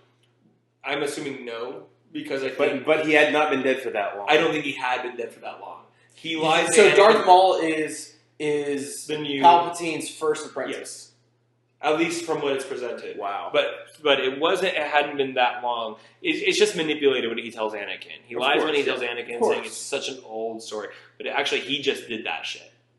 And so I would love to see a Sith really, like you kind of said, like an academy. I want to see a Sith really see what they believe in. And how did Plagueis recruit Palpatine? Yeah, how did he find him? Who is because Palpatine is from Naboo. That is where he's from. Yep. And so, I mean, obviously, that's an interesting catch. That is, especially when Siths only have at this point in history. I guess they only have 2. Yeah. So I'd be very interested. Well, that plays into my anthology is the fall of the Sith, to where you only have 1 or 2. Like you go from being this great force to the light side coming in and all of that, and the fall of the Sith, where you only have 1 Sith Lord with an apprentice at a time. Another thing, and this is like really off topic before we end, but the Jedi say they want to bring balance to the Force. To them, balance to the Force is they're right 50 Jedi and 0 Sith. Yep. Like that is just disgusting, really. Like how is that balanced? That doesn't even make sense. Jedi are sick. Not even allowed to love, man. God, speaking of love, we love our fans out there. Thank you guys for listening to us. We are the Bro Force Squad podcast. You know where to find us, but just in case you don't, check us out at broforcesquad.com. Follow us on Twitter, BroForceSquad. Subscribe to us on iTunes and YouTube, Bro Force Squad, 3 words. And email us your hate mail or if you have a compliment for some reason, please send it to us. Or a recipe for English. Oh yeah, any type of dips or chilies we would love to get the recipe for. broforcesquad@gmail.com.